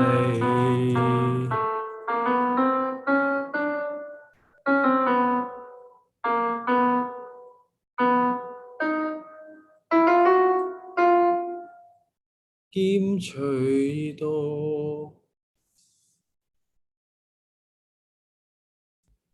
利兼利，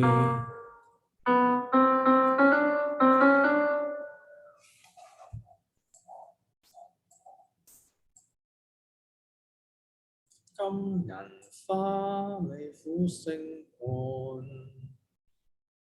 先，哇！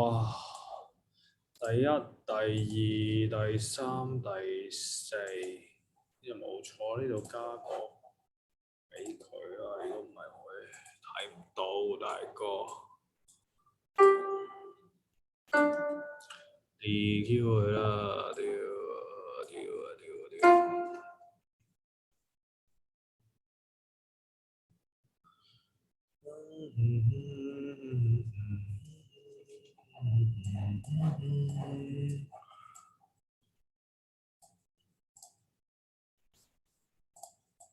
應該啱啱好呢版完晒，搞掂，係啦，咁啊搞掂啦。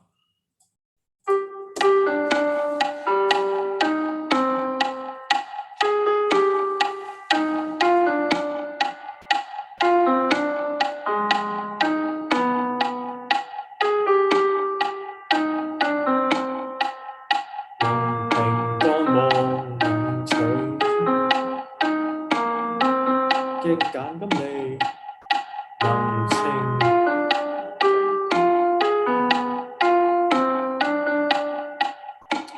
哇！亂鳩晒大佬，我嚟多次。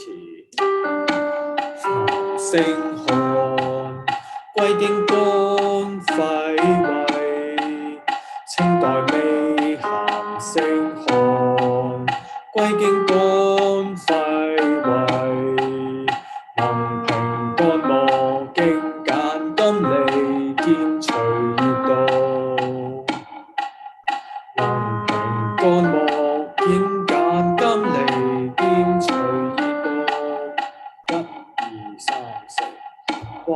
要經得起 iReal Pro 嘅考驗先得，到底我入唔入到咧？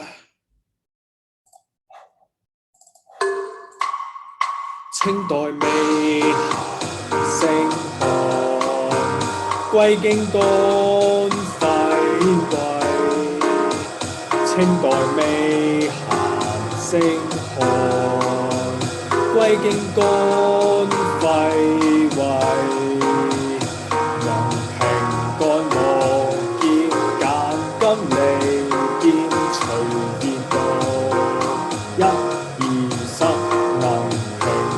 莫見揀金離見隨熱度，清代未行色寒，歸經肝肺胃，清代未行色寒，歸經肝肺胃。乾莫經揀金離見隨熱度，二三能隨乾莫經揀金離見隨熱度，一二三清代未行色寒，歸經肝肺胃，清代未行色寒，歸經肝肺胃，能平肝莫經揀金離見隨熱度，能平肝莫經揀金離見隨熱度。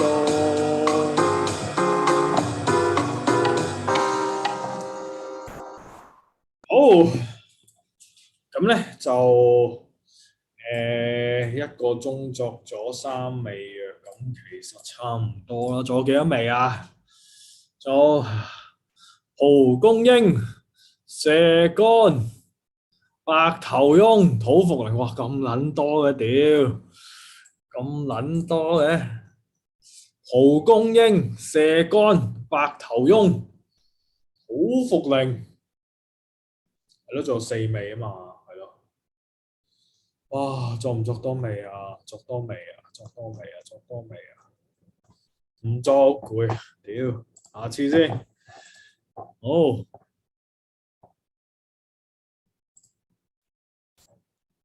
清熱解毒藥好多，因為真係係啦 ，Save 清熱解毒。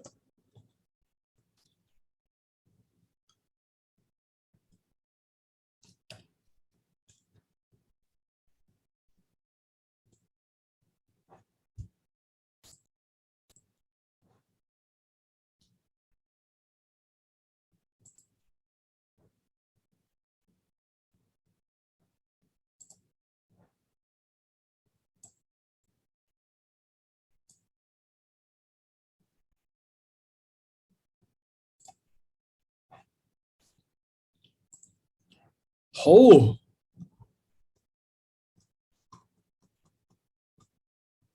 白頭翁射過得好，咁繼續做呢個方歌啦。我依家希望咧就1個禮拜咧，方歌同埋弱歌咧都會作到一首，方歌弱歌作到一首咁啊好啲。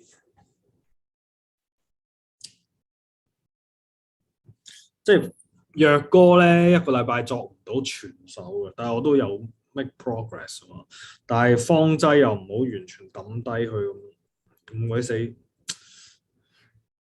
即係唔可以抌低佢。潤下作咗5人丸啊，上次咁啊唔作潤下啦，作另外一種啦。宮保雞丁唔係宮保兼絲，潤下全部都係啲種子嘅湯嚟。黃龍湯，哇呢個多藥，陽明苦實，氣血不足。黃龍湯，好打出嚟先。黃龍湯，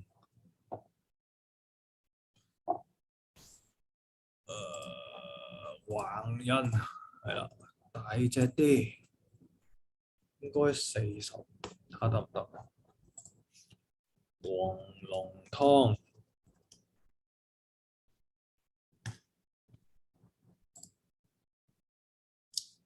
黃龍湯即撲燒黃，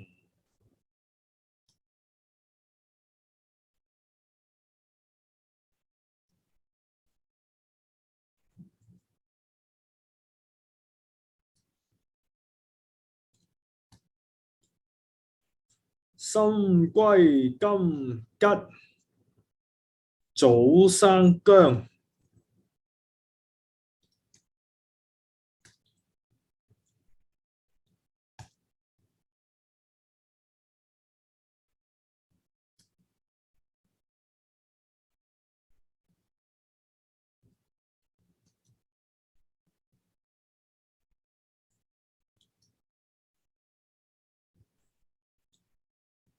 陽明苦實，氣血虛，氣血弱。陽明苦實，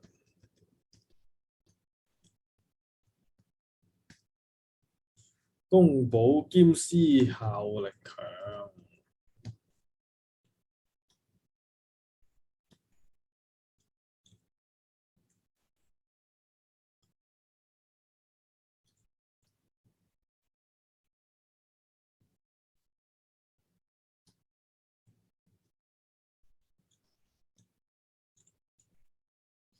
陽明苦實，哇好多字啊，仲好啊，唔使夾硬拉鳩搶字。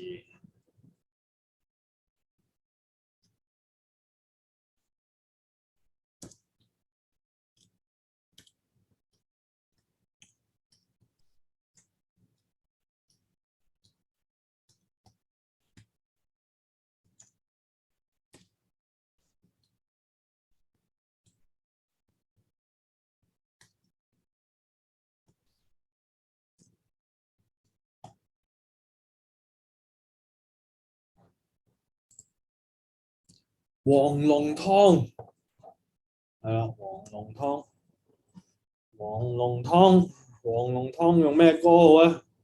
死啊，乾糖咯，作到啲作晒咯喎，做咩歌我係識㗎？屌，冇貨啦大佬，啊咩歌我係識㗎？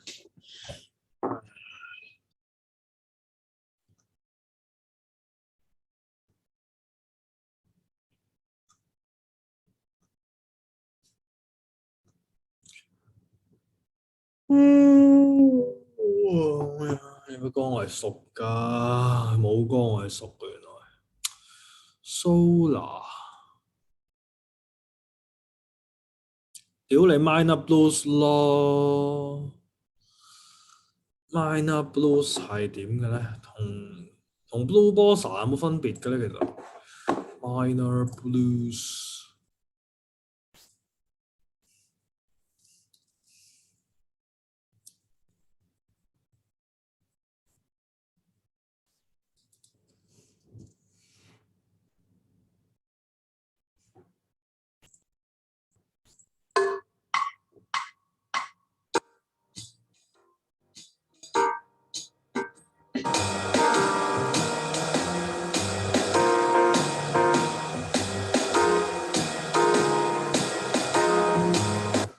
都係唔好啊！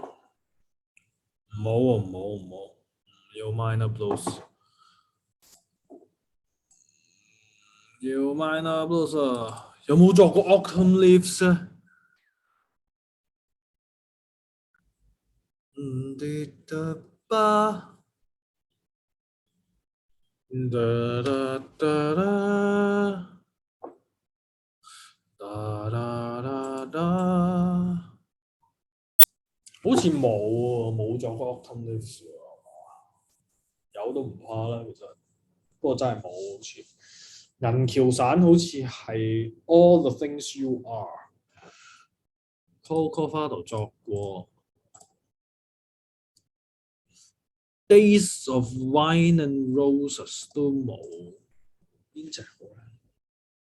巴巴巴巴巴，好，而家決定 Autumn Leaves 定係 Days of Wine and Roses？Of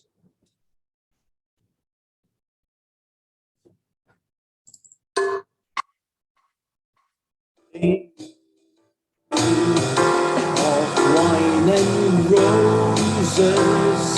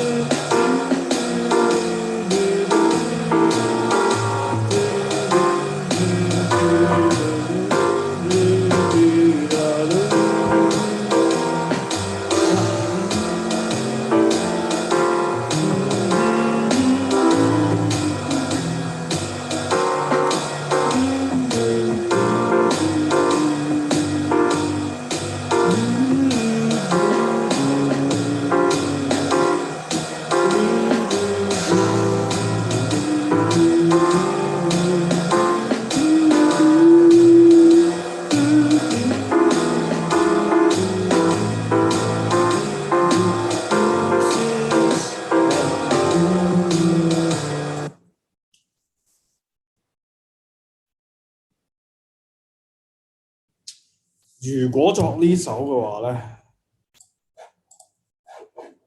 黃龍湯可能啲字會好密咯，唔係好密啊，太密啊，會唔會咧？黃龍湯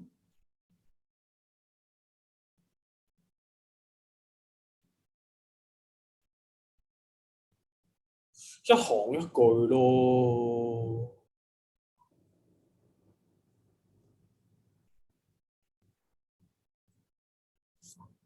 唔要下邊個 B 段得咯，上面都講咗陽明苦實啦，公保兼試下唔要先。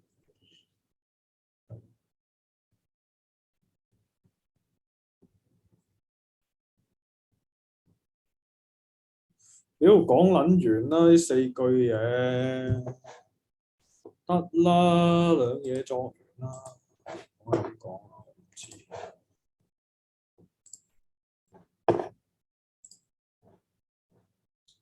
黃龍湯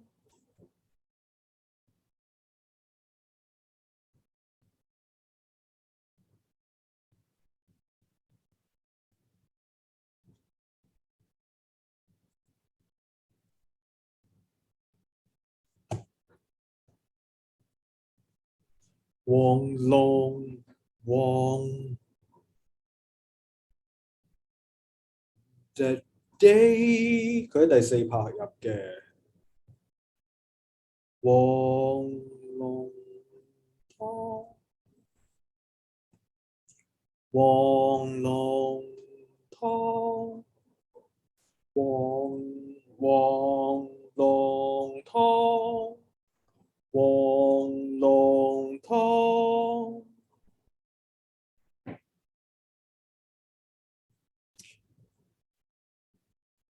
燒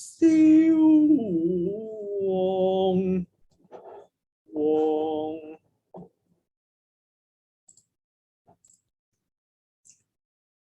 黃龍湯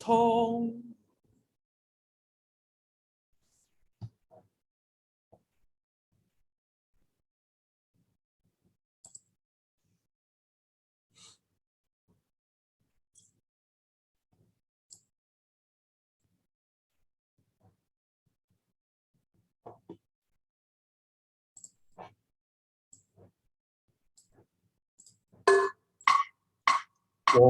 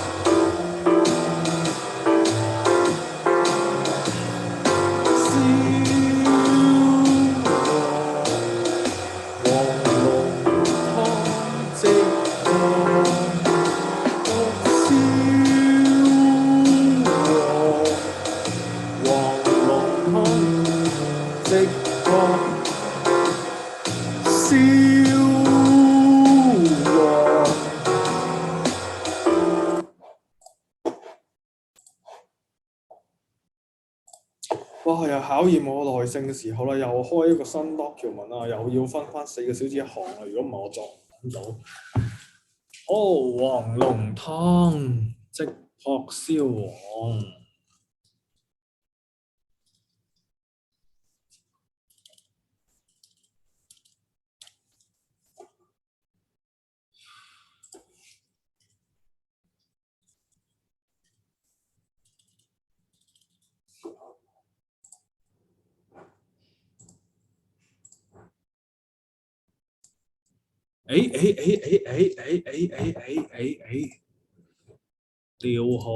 調號一個 flat，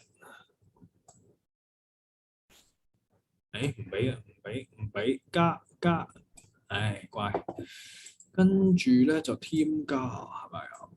添加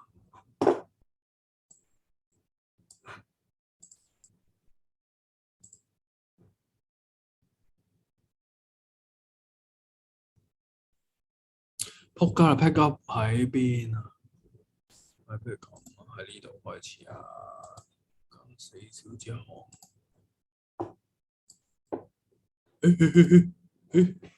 我呢度去到尾，唔係呢度。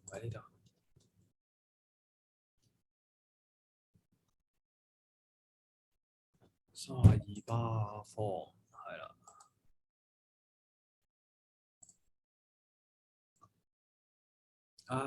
nice。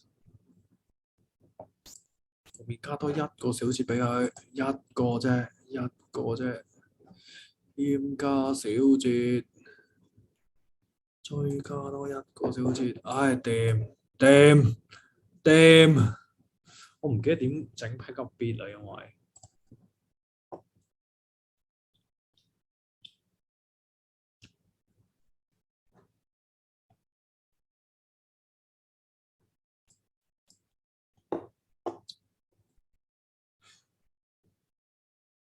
黃龍湯。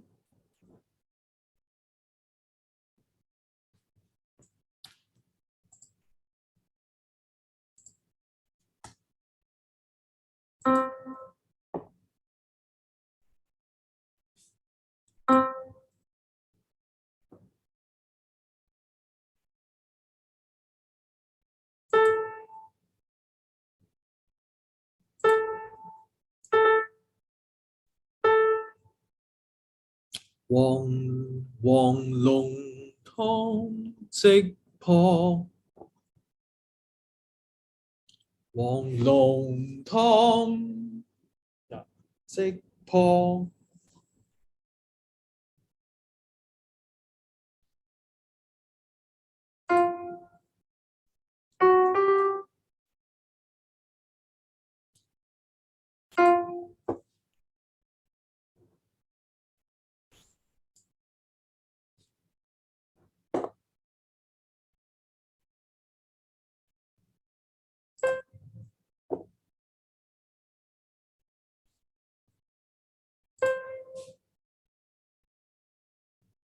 燒黃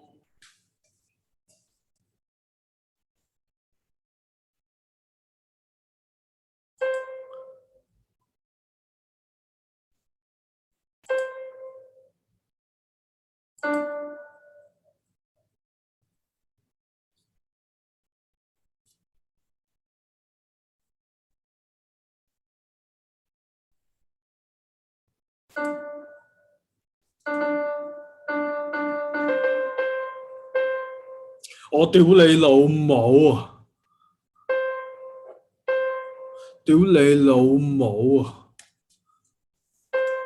咁樣係啦 ，OK。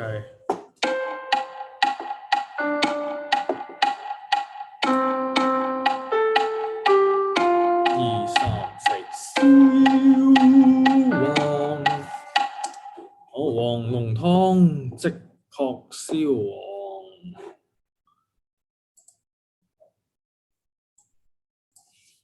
深閨金桔早生薑，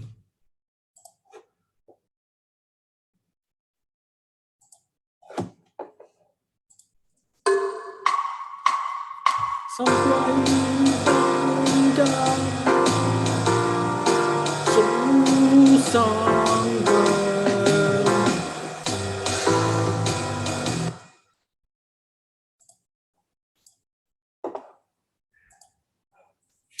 好撚長喎啲句子，深閨金桔早生薑。哇屌，稿費啊，稿費啊呢個，因為點解咧？因為都係嗰個音頻啊，心歸金吉。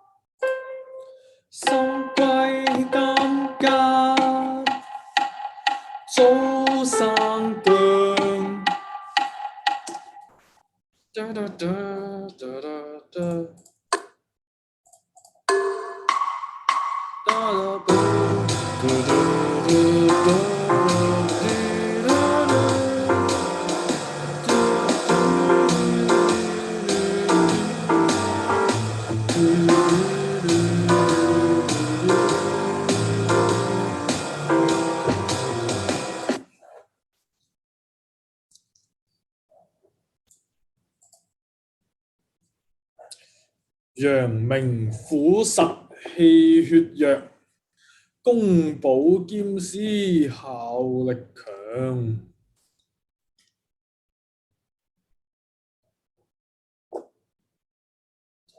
跟住轉落嚟就 A minor 啊，不如唱住啦。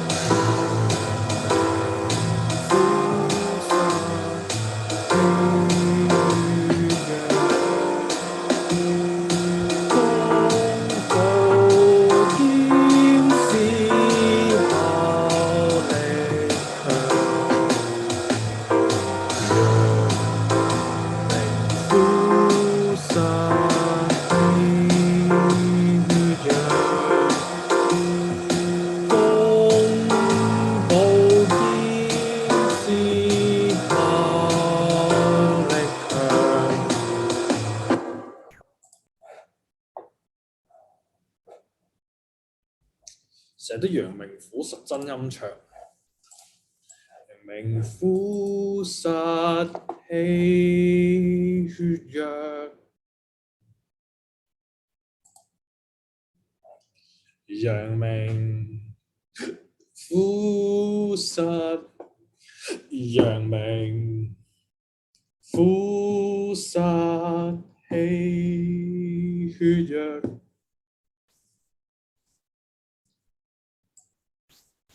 陽明苦實氣血弱。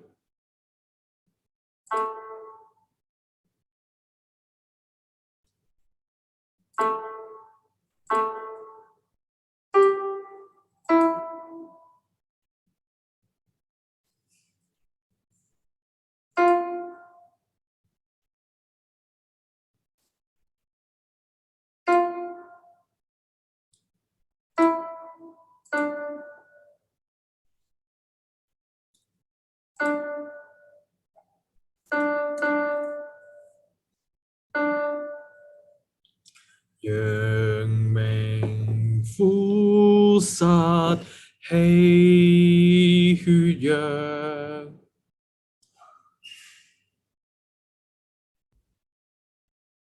兼思考力強。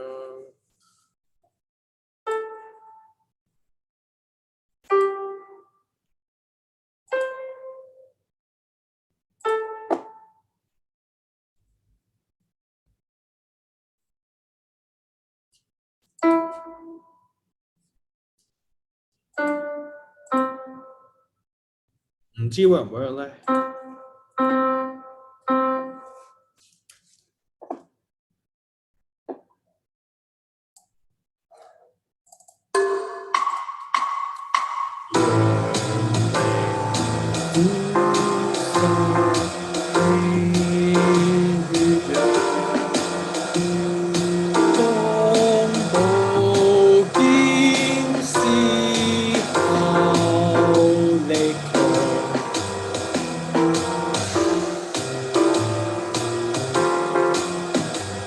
多次，黃龍湯即破燒黃心，俾我睇啲字。黃龍湯即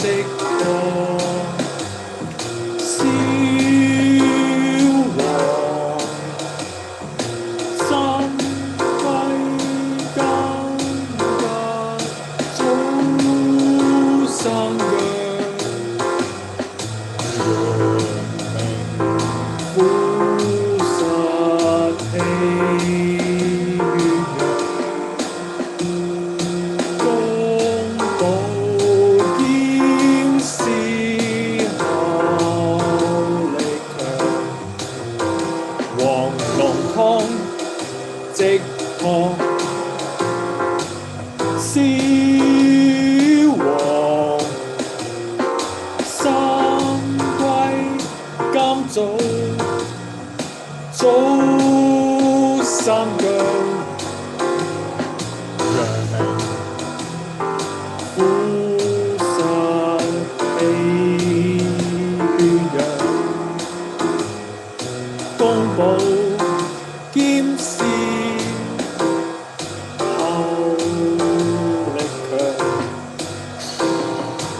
B 段嚟嘅屌鳩你，好啊，大致都 work 嘅，大致都 work 嘅，好，咁我打啲字上去先。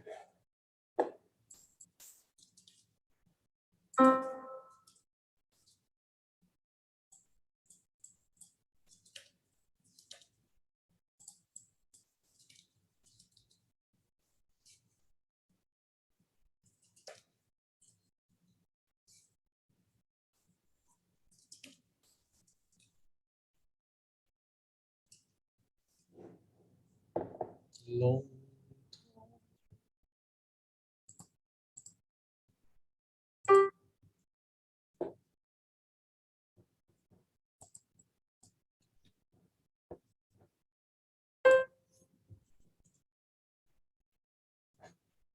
啊唔係啊，燒黃都未唱，燒。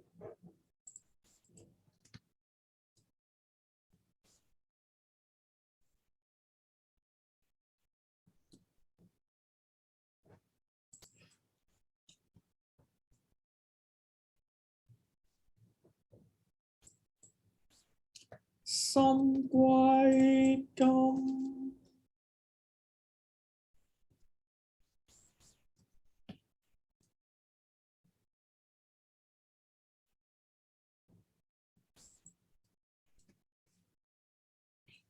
早生腳，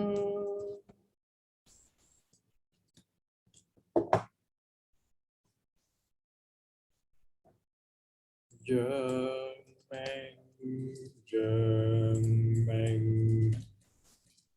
枯實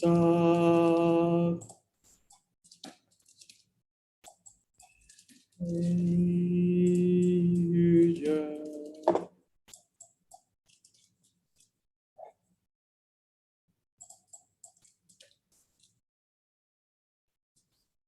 OK。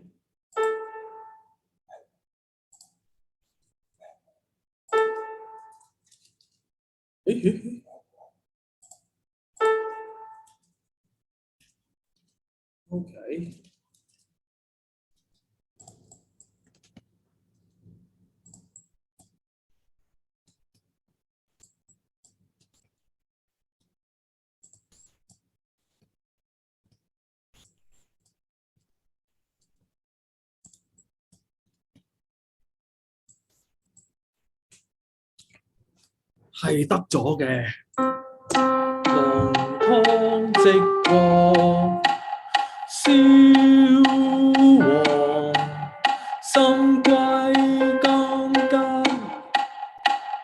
早生薑，陽明腐實，氣血藥，當道兼施效力強。好，繼續啦。咁咧頭嗰兩句咧係可以抄嘅，其實就可以抄。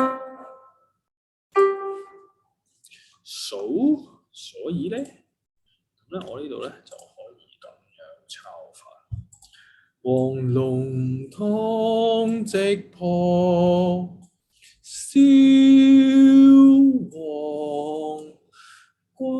心歸金吉，心歸金吉，早生薑。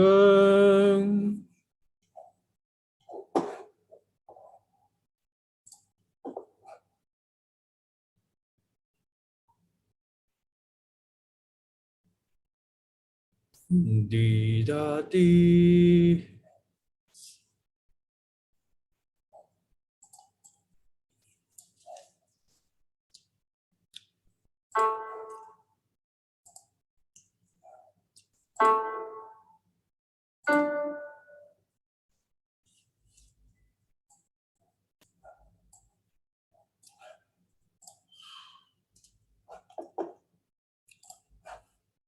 呢段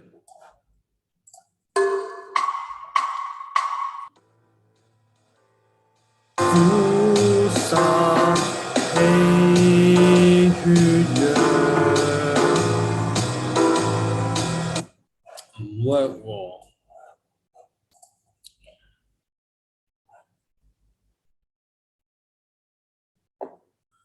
苦殺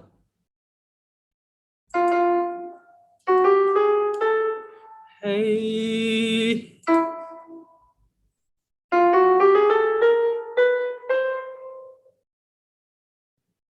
血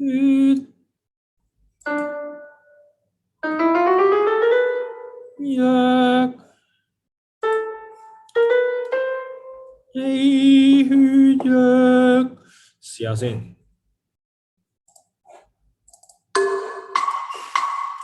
陽明腐殺氣血藥，哇！好玩，好聽。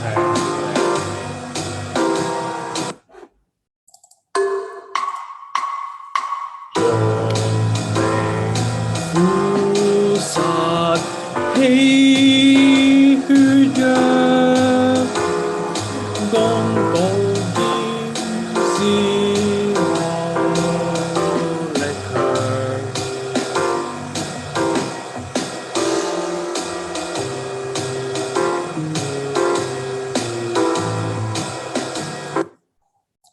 氣血藥，剛寶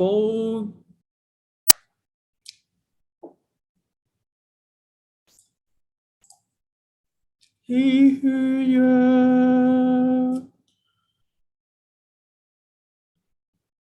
剛寶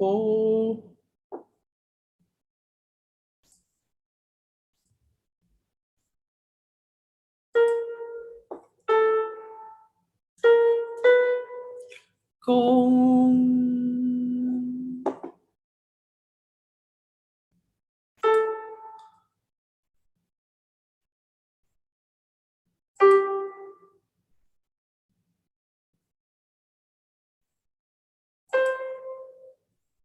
公寶劍，打打棒棒，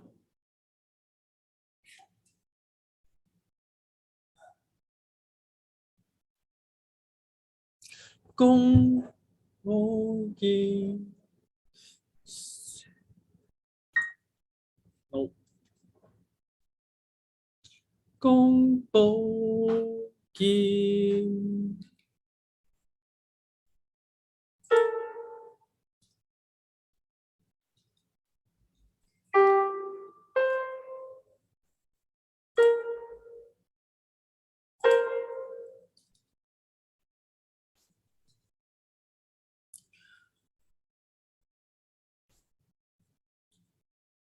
哎呀 ，no， 唔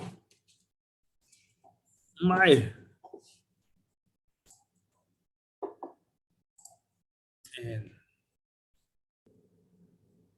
公寶公寶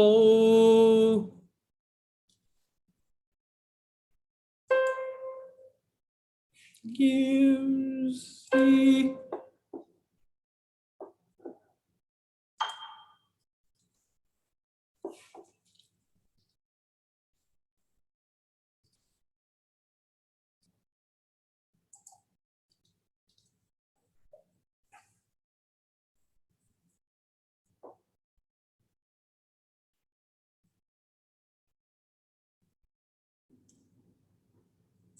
搞到好似聖詩咁，突然之間。若公寶劍士劍。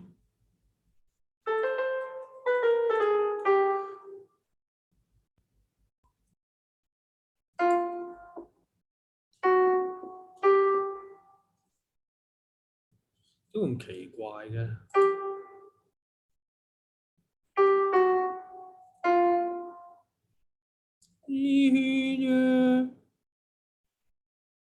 嗱，打住先，應該可能未必啱，應該未必啱嘅。咁聽下咩唔啱先。陽明枯實氣血弱，公寶劍效力強。哇！唔可以啊嘛，唔可以咁樣啊！聽下先。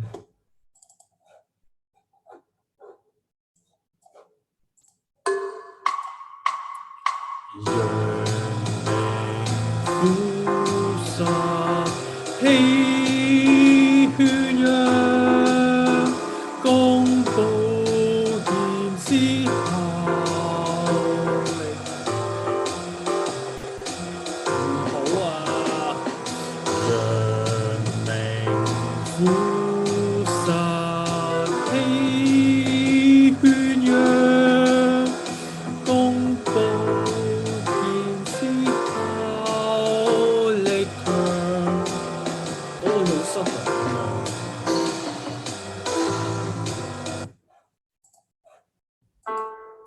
陽明枯實氣血弱，公寶劍士效力強。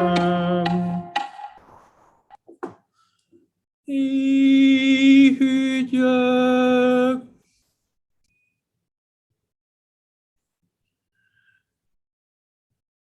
公寶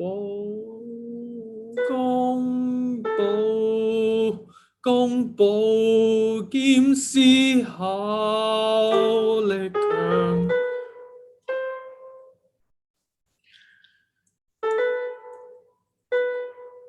公寶劍士效力強。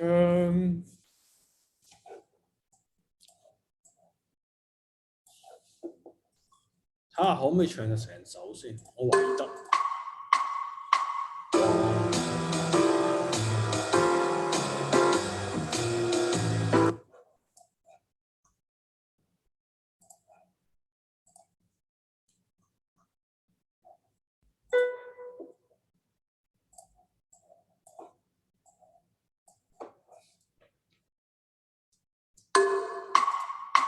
黃龍湯即可燒黃，心歸金吉，早生腳，陽明枯實氣血陽，公保兼施效力強，黃龍湯即可燒心歸金吉，早生腳，陽明枯實氣血陽，公保兼施效力強。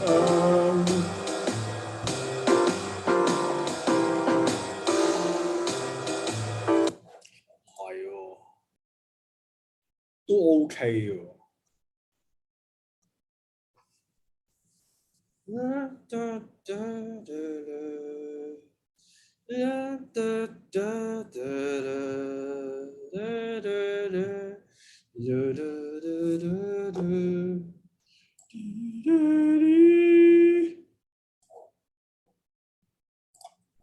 唱多一次。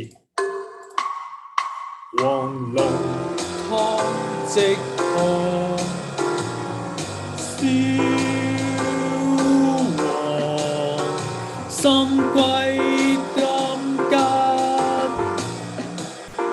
早生腳，陽明枯實氣血陽，公保兼施效力強，黃龍湯即可燒黃，心歸金吉，早生腳，陽明枯實真陰長，公保兼施效力強。係 work 嘅喎，唔係唔 work 嘅喎。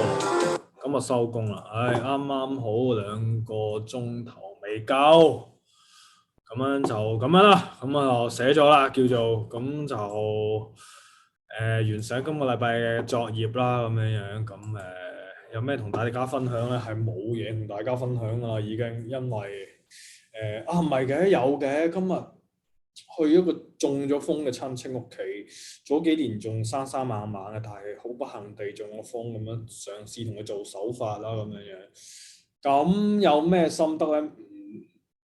唔知啊！做腳底按摩嗰陣時咧，因為要檢查心臟啊嘛，檢查心臟咧，因為佢冇表達能力㗎啦，已經，佢淨係縮腳咯。我摸下佢腳板底，即係輕力嘅檢查，即係分輕中重檢查㗎嘛。輕檢查嗰陣時佢已經縮腳，咁我唔夠膽 confirm 佢係咪 OK 啊，所以我就冇做啊。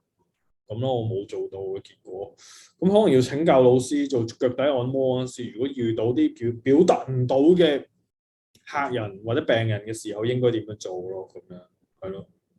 今個禮拜仲有係啦 ，ERB 啲老師知我讀中醫啊，咁個老師都應該係中醫嚟，因為佢識得嗰啲中醫嘅考牌雞精班，咁佢想介紹俾我，但係嗰個老師話退休，係啦，介紹俾我，睇下我畢業未啦，咁樣咯，係咯，唔知啊，係啊，唔知啊，咁啊，希望大家有個愉快嘅週末啦，就多啲運動啦，多啲注意休息啦，多啲注意養生啦，係啦，有一個叫健康嘅身體，係啊咁樣。咁啊，今日嘅時間咧就去到呢度啦，咁樣就祝大家有個開心愉快同埋唔落雨嘅週末啦，多謝晒，拜拜。睇完節目記得 like、comment 同埋 share 我哋嘅 channel，收睇最強頻道，訂閱熱血時報。